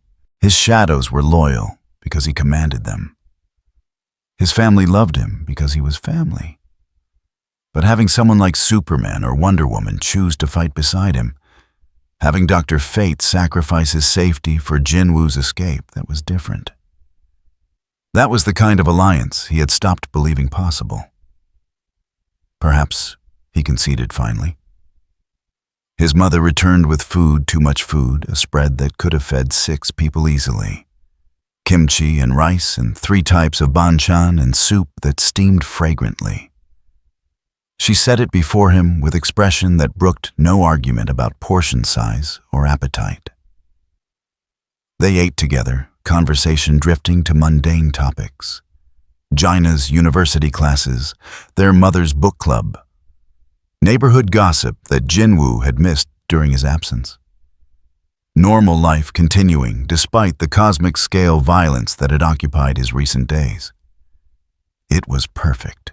After dinner, after cleanup, after his mother had finally accepted that he was real and solid and not going to vanish the moment she looked away, Jinwoo stood on their apartment's small balcony and looked out over Seoul's night landscape. The city glowed with a million lights, each one representing lives being lived. Families being maintained, the small struggles and triumphs that comprised existence for most humans. He had spent decades fighting to protect this, not just Seoul, but the entire world, the dimension itself. Had become Shadow Monarch specifically, so he could prevent the monarchs from consuming everything his family and friends held dear. And he had succeeded. The monarchs were dead. The invasion was stopped. Earth 656 was safe, at least from that particular threat. But Darkseid was still out there. Still planning. Still mapping dimensional pathways to reach this universe and claim the authority he believed was rightfully his. The Dark God would come eventually. Jinwoo knew this with certainty that transcended hope or fear. When you caught Darkseid's attention, when you scarred his hand and escaped his grasp, he did not simply forget. He pursued. Obsessively. Eternally. Jinwoo would be ready. But not tonight. Tonight was for family, for the simple act of existing in the same space as the people he loved. For remembering that all the power and authority in cosmic scale battles only mattered because they protected moments like this. Gina joined him on the balcony, bringing tea he hadn't asked for, but accepted gratefully. "What are you thinking about, Anna?" she asked. "How lucky I am." Jinwoo replied honestly. "How close I came to never seeing this again." "But you did see it again. You made it home." She sipped her own tea, gaze following his across the cityscape. "That's what you do, Oppa. You survive impossible situations and come home. It's basically your superpower at this point.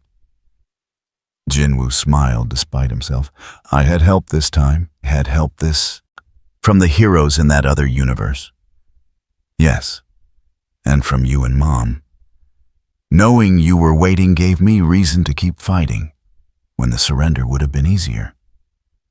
China leaned against him, comfortable silence settling between them again.